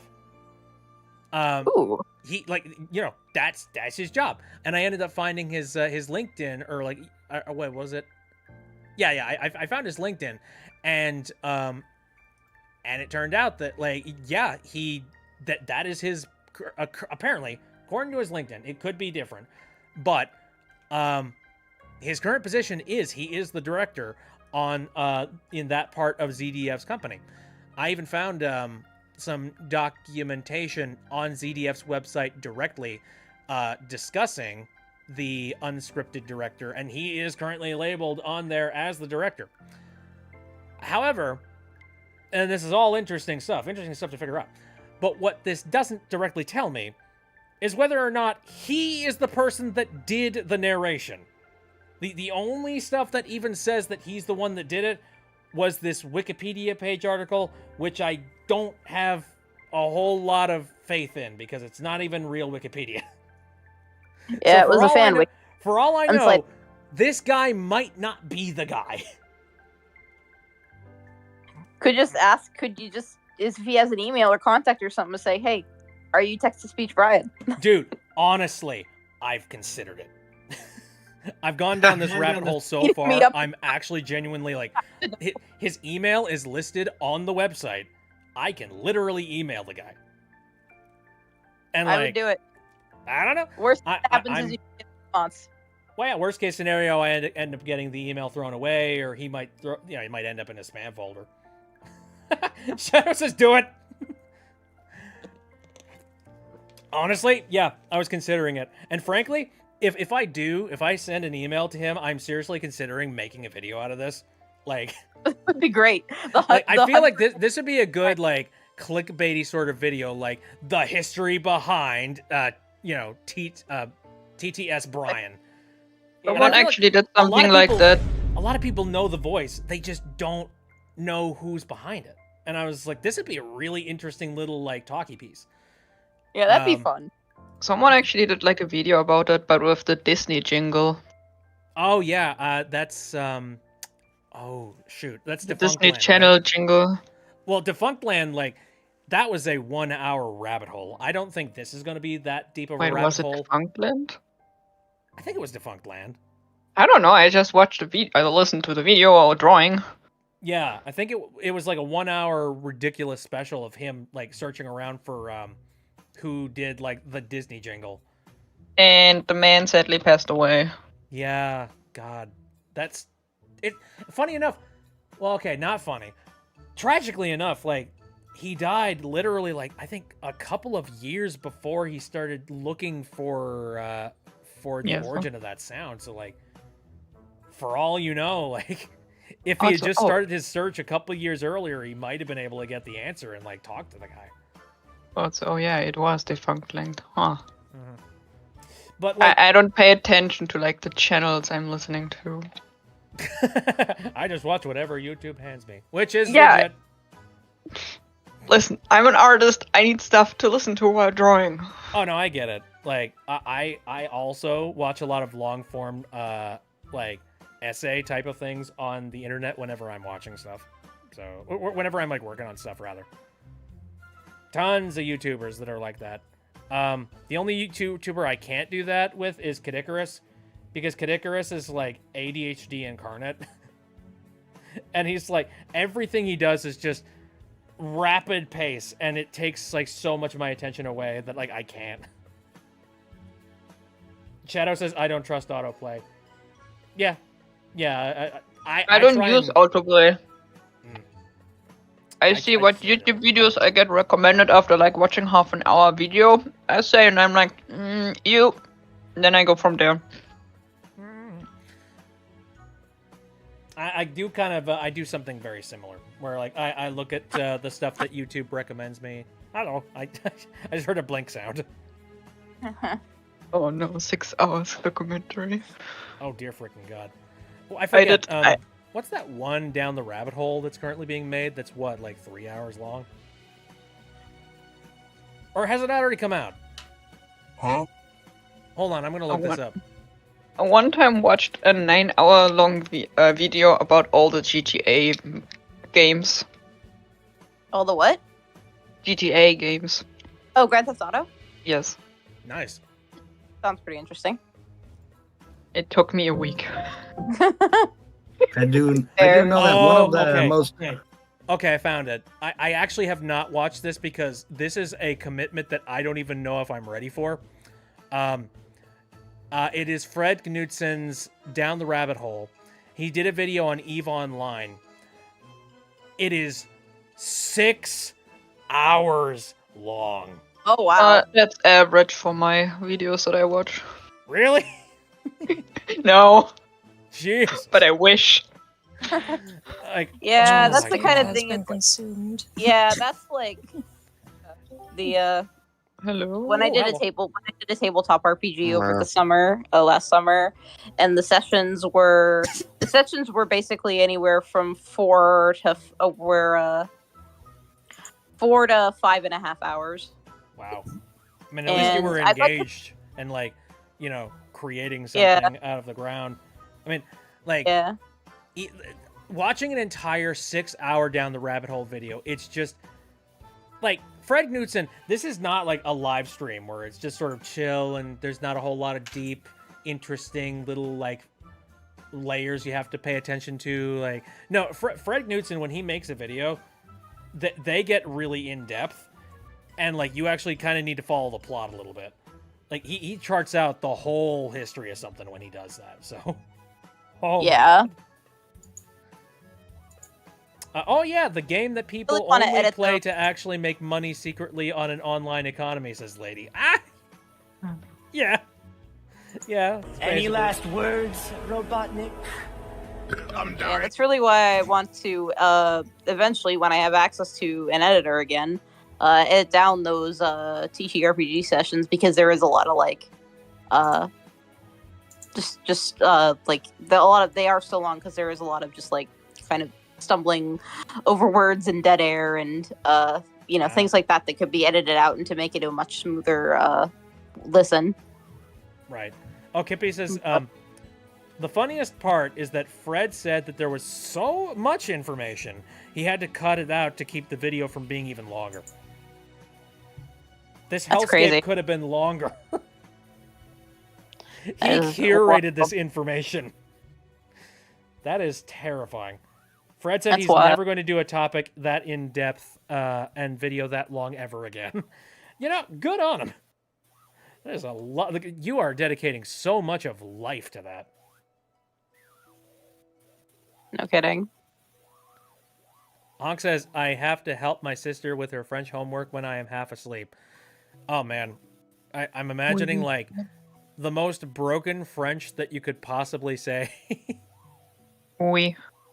It's It's either we- broken okay, French we're or more drawn out. Something like that. So, yeah, Shoop, how you doing? I A nap kind of seemed very tempting to me, but I did not do nap after work. That makes sense. I've been kind of like in that headspace for the past week. It's like I want to take naps, but naps would be bad right now. But anyway. But yeah, no, the text-to-speech Brian thing. So, I mean, one of the reasons why I did all this research was, one, I am super serious about making sure that, like, I am doing things ethically if I'm going to be using some text-to-speech bot. Like, I want to make sure that if the voice is being used, that it's being, like, it's above board. I can't tell you how many surfaces are out there that are completely free, but it's literally stealing other people's voices. Like, oof. And I'm not okay with that. Yeah. But I think the other thing that fascinated me, and one of the things that like made me do all this research out of nowhere, was that, like, we've heard that one deal with SAG-AFTRA and that one company that wants to like basically contract out people's voices and sell them on their page, and apparently it's supposed to give like proper credits and compensation and that kind of thing. Yeah, I'm a little worried about that. Yeah, they're trying to make ethical AI voices, which is I don't think we're ready for that. Yeah, I think we need to regulate. I think we got to regulate the illegal stuff first and the non-consensual stuff first. Then maybe we can look into doing like a Vocaloid type scenario where, people are actually sampling their voice for something like that. And it's, done legally and ethically and with consent. They're definitely proving that like they can't self-regulate. Yeah, because for when you allow them to self-regulate, they do everything in their power to like undercut every single business. So like, no, you really can't trust them with that. I do feel like they need to have some outside intervention. But yeah, but this whole situation with TTS Brian, it really made me think, like, if the future ends up going this direction, and if businesses like this actually exist, like, are we going to see a lot more situations like this where, I mean, I didn't know who TTS Brian was. Like, I didn't even know that his first name was Nicholas. Like, and by the way, for all I know, maybe this is actually what Nicholas wants. Like, I don't know what his deal was when it came to signing his voice away on this contract. But for all I know, I'm going to, like, ask him these questions, and he's going to come back to me and just be like, yeah, I'd like some privacy and some anonymity on this. And, like, if he does say that, then I'd be like, you know what? No, that's fair. Because there are some people that they don't want to be in the spotlight. And maybe that's the case for this. Like, if anything, it was so difficult for me to find his credits, and like maybe that's for a good reason. Like maybe he does not want to have the notoriety. Like, it's very possible he went uncredited like that intentionally. Like, I find more often than not voice actors do like the recognition and the credit, but there are some cases, where obviously this guy is specifically like the type of projects that he's working on are more geared towards making like documentaries and telling a story, which it's less got to do with being an actor and putting yourself up there on the stage, and it's a lot more documentative.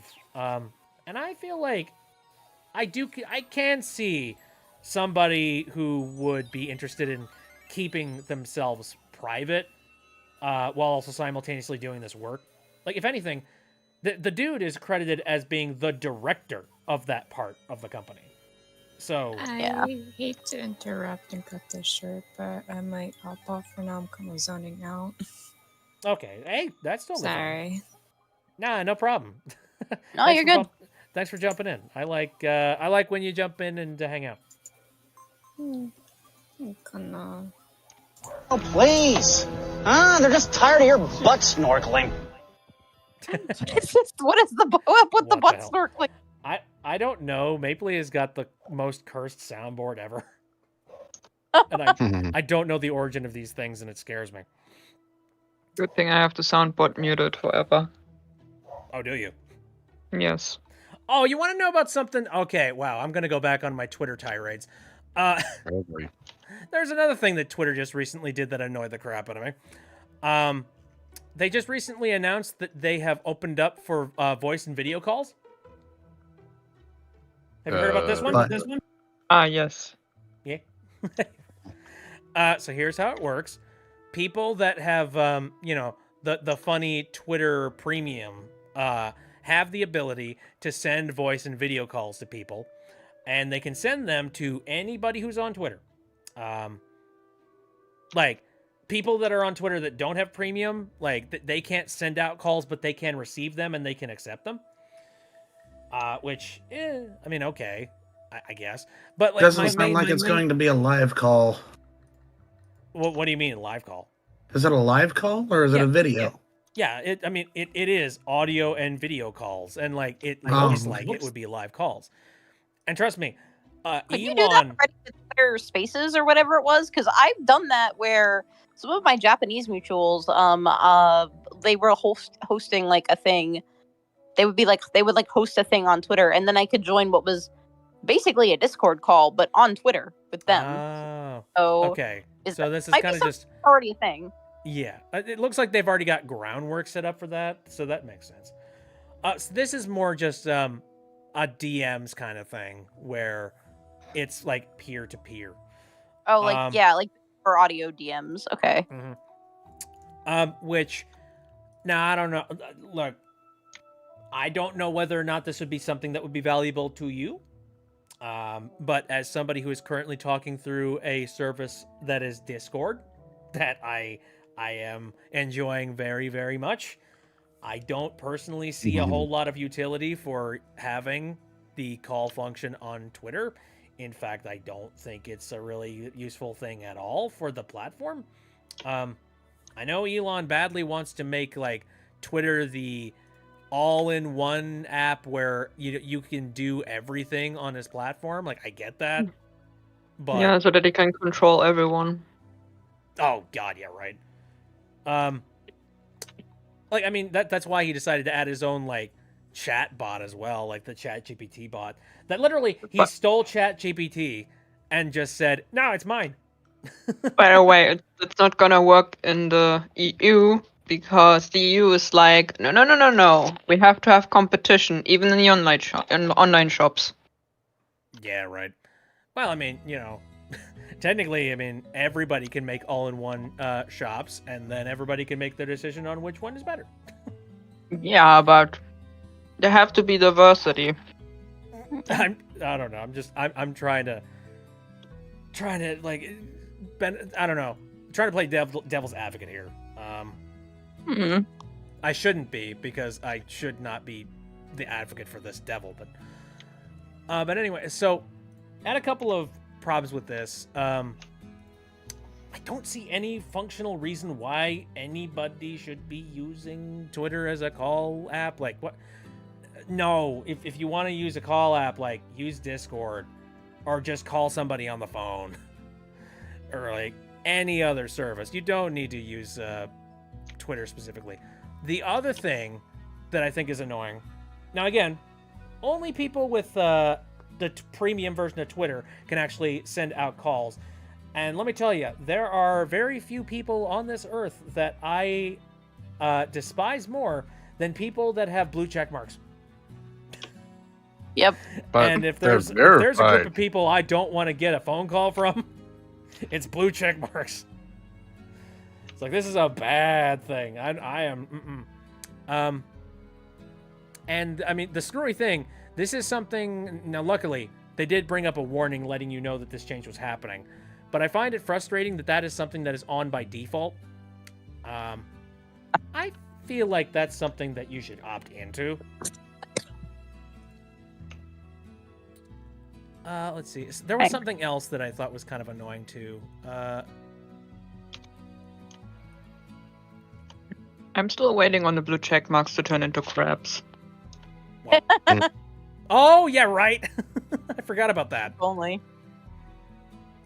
They said one day they're all going to turn into crabs.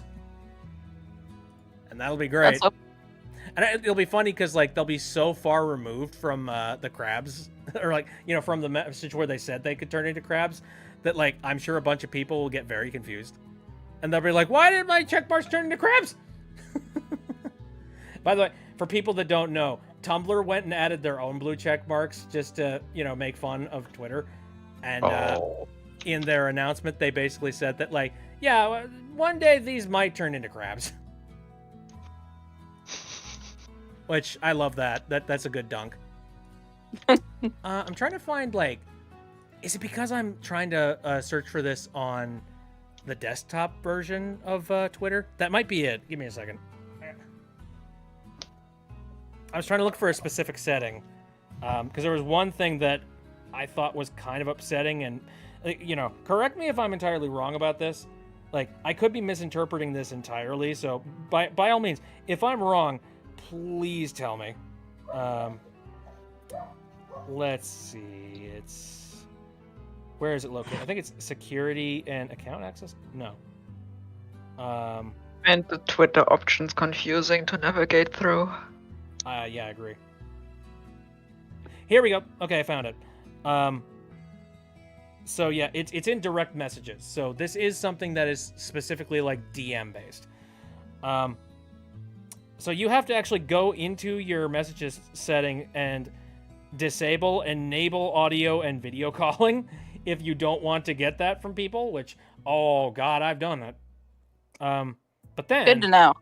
But then, if you don't want to have to deal with that headache, go do that. But then there's another thing that kind of screwed with me.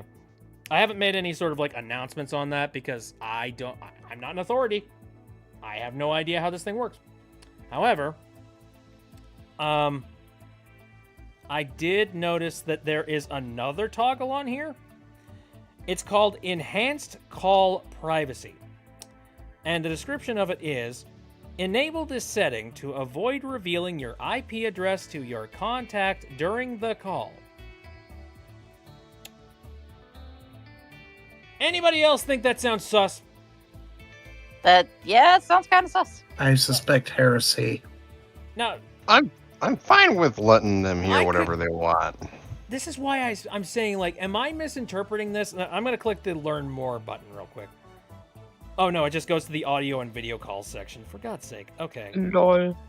How to control who calls you. All right. This is Enhanced Call Privacy is a new setting on X that helps protect your privacy. With this setting enabled, your IP address will be hidden from people you call and receive calls from. Specifically, if both parties to a call have this setting disabled, which it is by default, once our servers facilitate the initial setup, the call itself is routed to peer-to-peer such that each party's IP address may be visible to others. However, if either party has this setting enabled, a call between the two will be relayed through X infrastructure, and the IP address on any party has the setting enabled will be masked. Question: why is this shit not on by default? Because they don't want to overload Twitter servers with video call. Yeah, you're right. No, this is absolutely well, hey, we don't want you to use our bandwidth on our servers, fuckface. I get it. You're right. But, like, I'm looking at this and I'm seeing such a potential catastrophe to happen. All it's going to take is for, like, somebody to not know that this is a function on Twitter. And all it's going to take is for some blue checkmark asshole who's got their link turned off to call somebody who does not understand how the system works. And, like, if they pick up the phone, does that mean their IP is leaked? Is that it? Like, that security function is not on by default. Like, that's a again, disaster waiting. am I losing it? No. I could be wrong. This might be actually a genuinely serious security flaw here. Like, I don't... Not a flaw, it's a feature. This is another one of those things where I'm like, I really should just leave. I should stop using Twitter because this is getting dumb.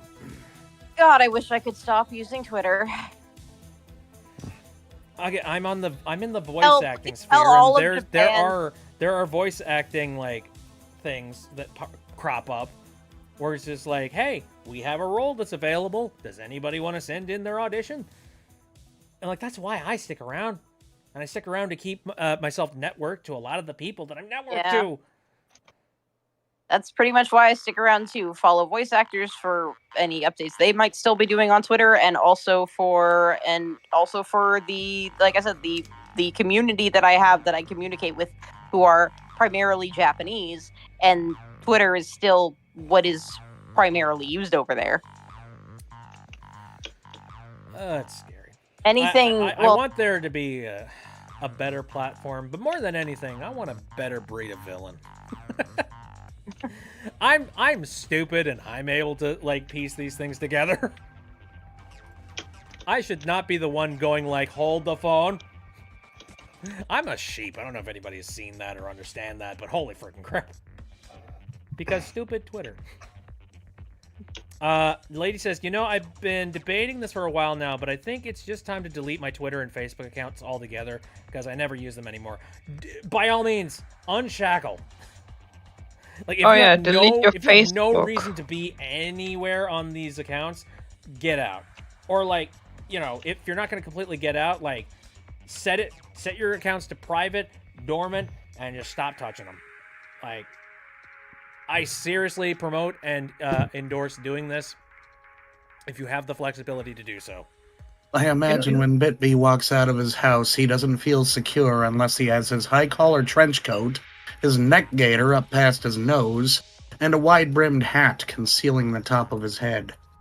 Yes, I am the incognito silhouette. That is me. I am the trench coat. Better be a waterproof trench coat. Okay, raincoat. Coughing fit over. I'm back. Hello. I don't know how my clothes work. I don't know, like, what is this I material? asked that question. Yeah, I think you did mention that question. I don't know whether I'm like, you know, waterproof material or if I'm just a special type of water. I always said that, like, I feel like the bit has like a little bit of a membrane going on with like the face and like the hands. Maybe that, but I don't know. If somebody needed an art prompt, now you have one. Uh-oh. No. Yes, I don't do want to it. think about water. I don't want to think about water membranes. What is water membranes? No, I'm talking about the incognito thing. Oh, me in a trench coat? It's like the classic incognito, the high-collar trench coat, I'm the on it. wide-brimmed hat, the glasses, Right. the Hey, kid, gaiter hey, up kid, past your nose. You want to buy some On it. sody pop? Do it! Do it! Wait, I need to open Firefox. Oh no. There is no bug. Honk says, I think maybe I should lurk so I don't put horribly misspelled and weird stuff. Wow. Because I am exhausted. Oh. I mean, hey, yeah, misspellings aren't gonna- the worst thing. Misinterpretations are actually pretty bad, but heck. Also, if you're sleepy, sleep. Go rest. What is slip? Sleep Please is do good. sleep. Slept good. I do not know of the slip you speak of. I barely know of that sleep thing. This cold's been keeping me up. Ooh, God. If it weren't for melatonin, I would not know what sleep is either. Ooh, God. I'm very I had thankful that, diffic- like, I have a fairly decent, like, built-in sleep drive. I don't know. I had difficulty sleeping. It's not nice bragging. Jesus. Okay, I'm trying not to. I was just like,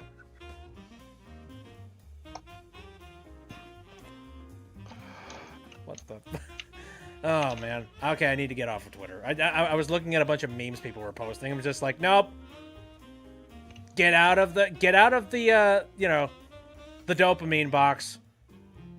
Escape the dopamine box. I was just checking a thing that I posted. Have you even started Stardew? No, I have not started Stardew. No, we're not currently, and I don't think we're going to today.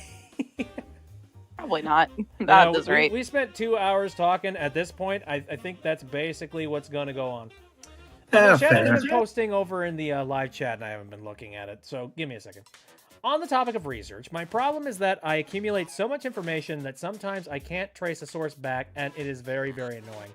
Man, like, yeah, I have some problems with that too, like, where I'm just sitting there and being like, okay, wait, how do the red yarn pegs line up again?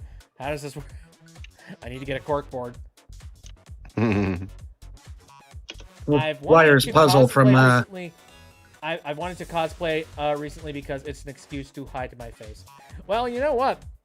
We're currently living in a post-pandemic era where nobody is going to ask any questions if you wear a mask. And if they do, you have a built-in excuse. So, happy birthday. Well, I'd rather say if anyone's actually asking about the mask, it's like, do you really have to ask? That's what the mask is for. Yep. That's what the mask is. I like the head in time mode with the mask. It just teleports you to the timepiece. Why don't you give me or why don't you make up a few answers and pick any of the above? Yes. Masks are my savior, says Shadow. Yes. Man, I have. Though I wear a mask to hide from Old Man Winter. He likes breathing on me sometimes. Why I'm putting my signature on it.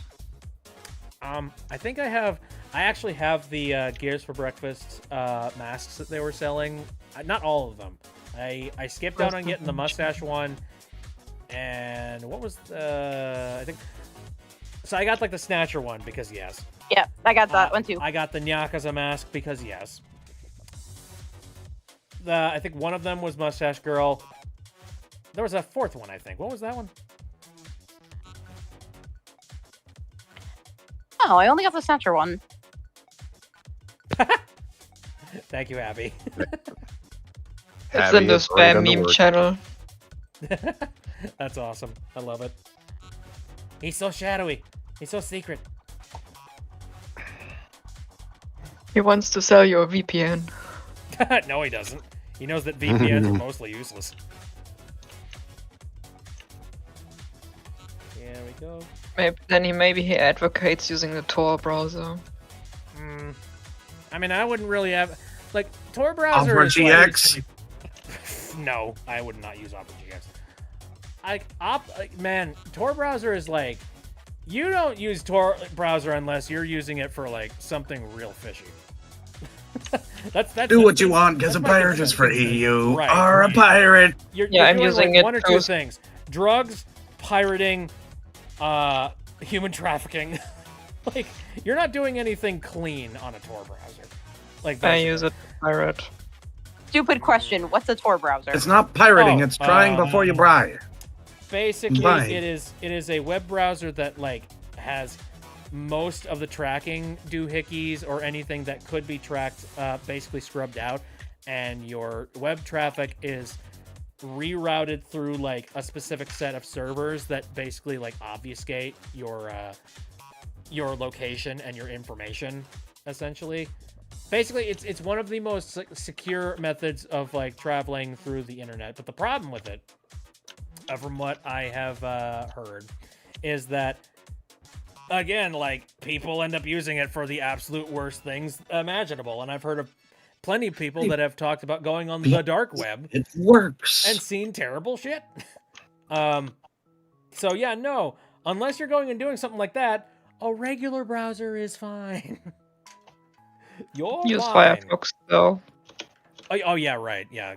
Stop using Google Chrome. In fact, just if you can cut as much dependency out of Google as possible, you should. Really? I've been using Chrome for years. I used to use Chrome did I switch? pretty consistently. But Google has been on this really interesting tirade lately of trying to come up with means of, like, destroying ad blocking and stuff like that. Yeah. Basically, they want you to use their in-house ad blocker and nobody else's.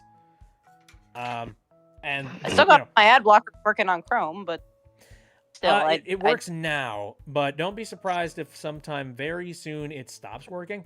I think they're going to get rid of this one specific dependency. I forget what it's called. Like, it's a specific thing that, like, allows for ad blockers to even work in their browser.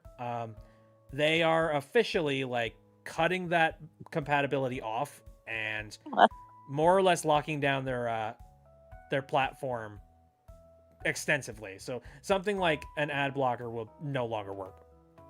At least That sucks. in theory. I don't know whether or not someone's going to find a workaround or figure out a new way to do it. But yeah, Firefox isn't doing it. Firefox is allowing you to have your funny ad blocks. Okay. So should I go just using Firefox again? Yeah, it wouldn't hurt. Good to know. I mean, basically everything that's over on Google Chrome is cross-compatible with like Firefox at this, nowadays. Yeah. Shadow says Firefox is also faster. No idea.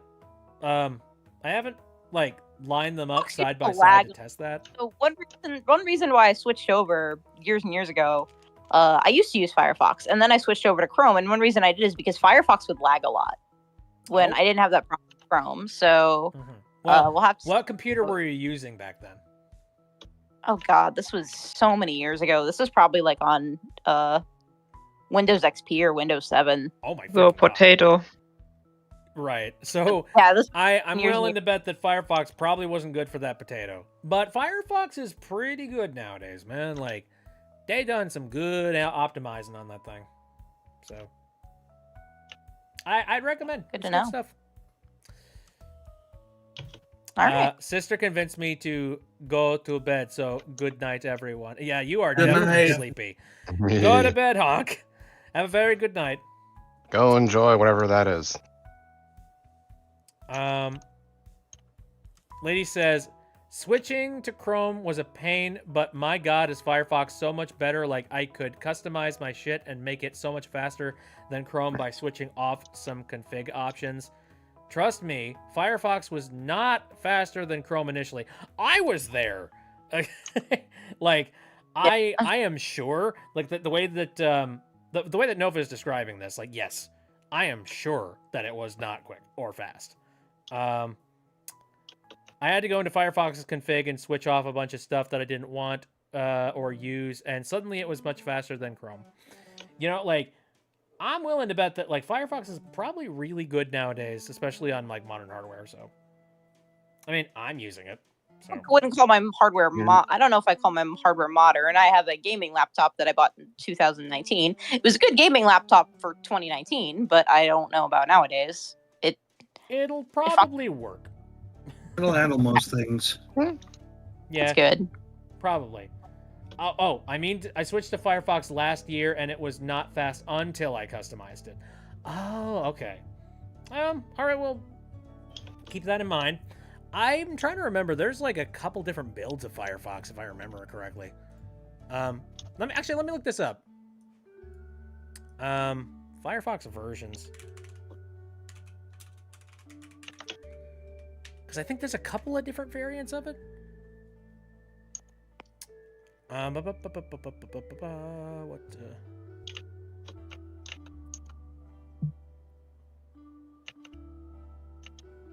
Okay, no, I'm not looking for latest releases. Holy freaking crap.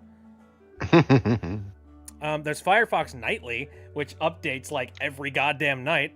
Which, no, you don't want that one. Oh, and then there's the classic Firefoxes, like Firefox 4 and 2, and oh, look at that on. That icon is so classic. I like it. I swear I thought there was like a light version of Firefox that existed, but maybe I'm remembering this wrong.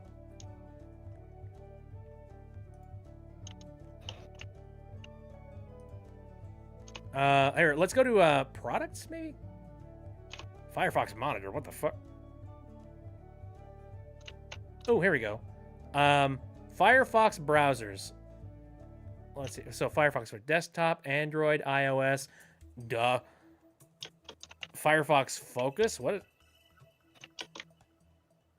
Oh, it's a private mobile browser. That's weird. Interesting. I don't know why. Desktop, mobile. What the heck is enterprise? Get unmatched data protection with support cycles tailored to suit your company's need. Oh, understood. Enterprise, the final frontier. These are the Voyagers, the starship. Yeah. I'm sick. Okay, my mind is wandering. No, I understand. Okay, so maybe there's. So- I mean, I know there's like Chromium over, Google's version of sort of an open source version of Chrome, and that's basically what a lot of browsers are built off of nowadays. Interestingly, I guess Firefox just doesn't do something like that. I thought they did, but okay.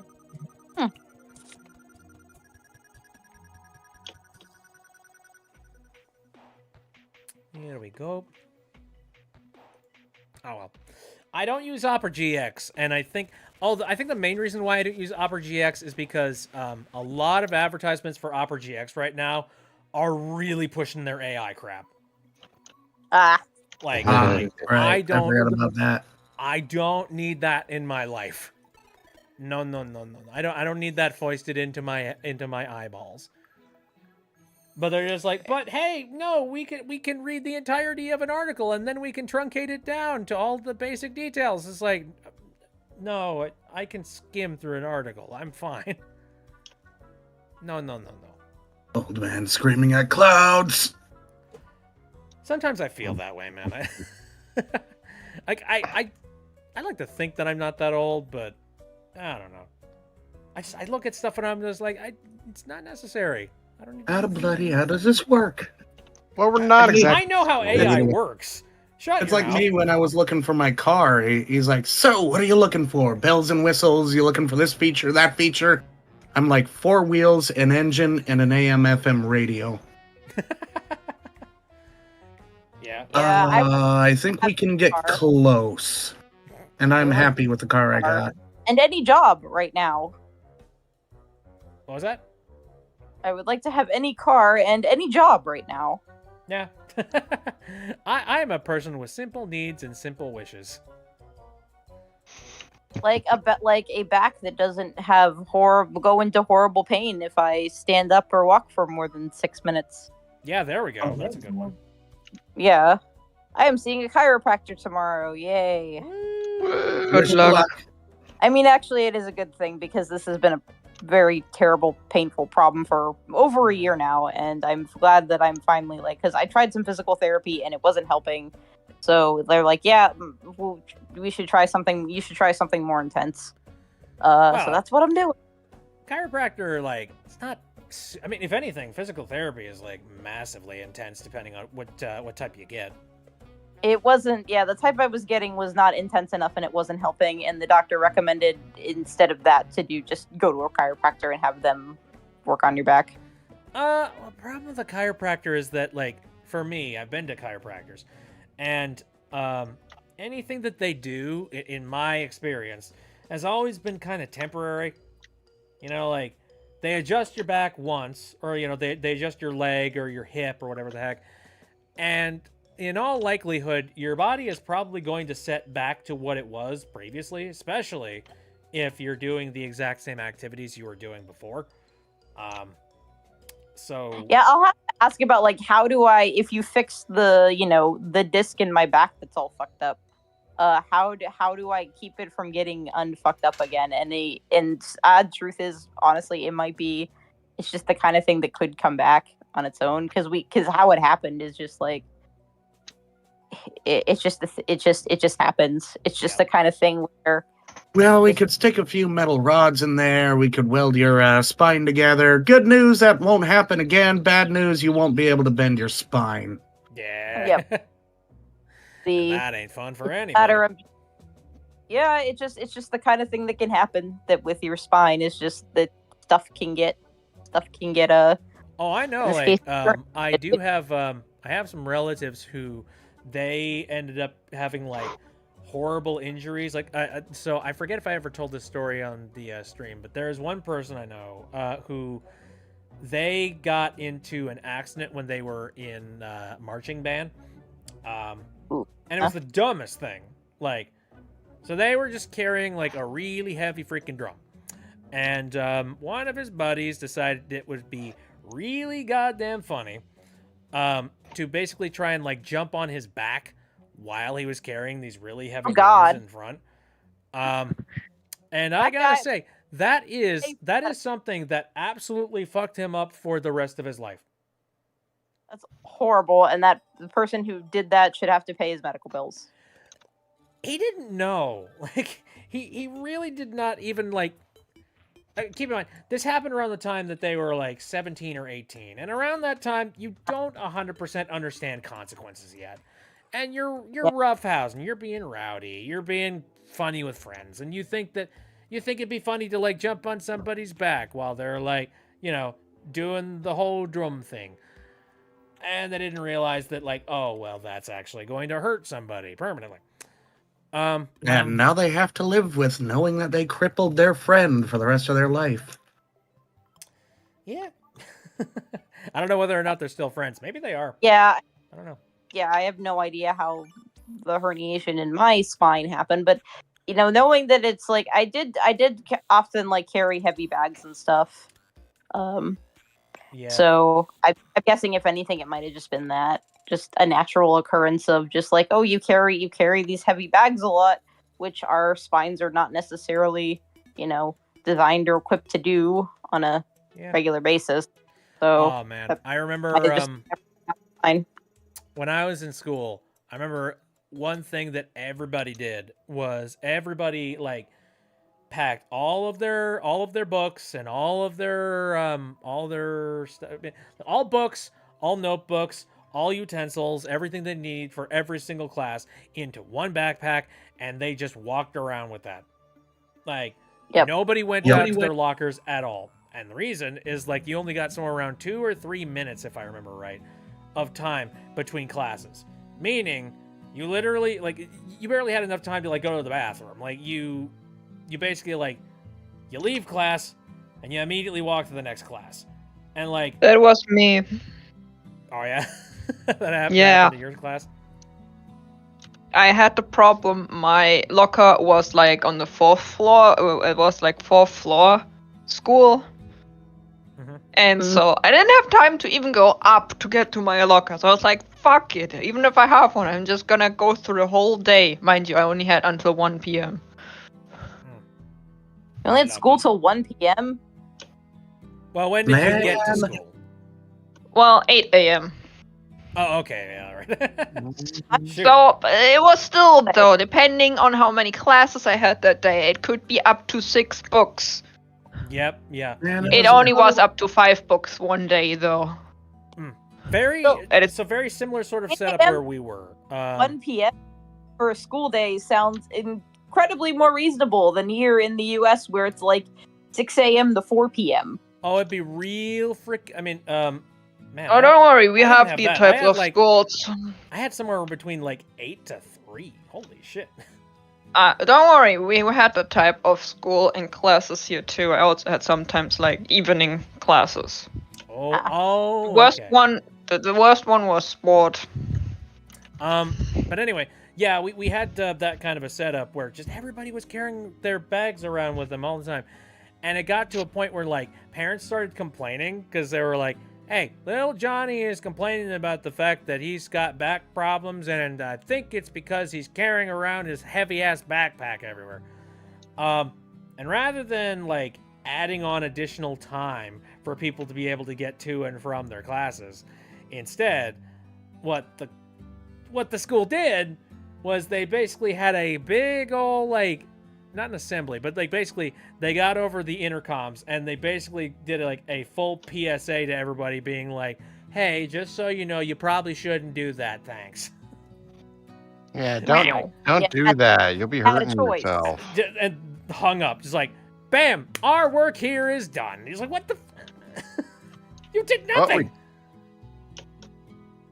Good job, morons. Also, Shadow is talking over here. Also, they were talking about Deep Space Nine. I have not watched a heck of a lot of Star Trek. Like, I remember I watched The Next Generation quite a bit. But not Voyager was my jam. And Shadow says, that was like that for me too. I'm physically slower than most people, so I couldn't open or close my locker, but then they banned bringing bags into the class, so I always went in without any material, and then I got scolded. It's like, one or the other, pick a side. Pick which one I have to do. God damn it. Yeah, no, I totally get that. Ugh. It's a darn shame, man. Like, I don't know. I'm trying to think of some other stuff that happened at my school where it's just like they dropped the ball. They should have done something and they didn't do it. That was one of them. Lady says, "Oh Lord, a kitty, kitty. Where?" Also, apparently, it is time for peace and tranquility. Oh wow, it is 10:30 already. I should get going. Holy shit. Ooh. Yeah. Nope. It's Our, about 9:30 I gotta get- where I'm at. gotta- So. You don't I want to gotta know get up my early time. for that chiropractor tomorrow. So yeah, I'm on East Coast, so I'm an hour ahead a bit. But yeah, I gotta get going. Thanks for letting me hang out tonight. Hey, no problem. Thanks for coming in. He's been fun. Yeah, always is. Talk to y'all later. Bye bye. Hey, See you later. Okay. Ba-doop. I should probably start wrapping stuff up too, honestly. Because, like, wow. oh, you're starting to make sense there. Laughs in, I stayed up until AM the other... Wait, what was it? God, I hate the fact that the heart is, like, just covering that up. Oh, 6 AM. Jesus freaking Christ! I mean, okay, I'm not going to judge too much. Because, like... Look, Been there, done that. I have done the night shift, and I know what that's like. And I know how soul draining it is. Where, like, suddenly the sun just doesn't exist anymore. Well, for my workplace, I just don't see the sun because it's a giant factory, and we don't really step outside unless you're actually dealing with rare cars. That sounds depressing as well. Man, even at my factory job, they at least had windows up above. You could at least look up and just be like, "Yep, still dark outside." Yeah, there are windows, but the main section of the production floors, yeah, we don't have a thing called sightseeing. Right. Who needs vitamin D when you could have the conveyor belt of doom? There we go. Yeah. There we go. Yeah, I think we're going to start wrapping some stuff up here. It's been fun, though. It's nice and refreshing. We didn't do any video games, but frankly, that's basically what casual streams are. Well, I was playing a game, just running around getting collectibles to get that sweet XP and money. Ooh, heck yes.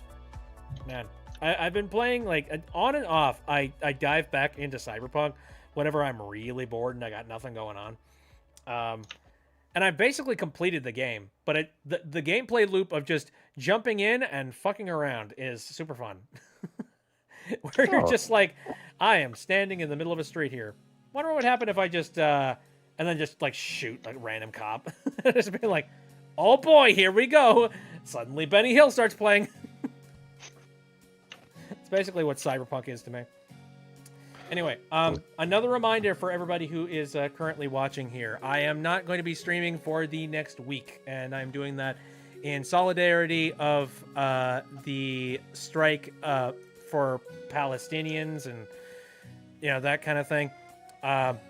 So, yeah, just a heads up with that.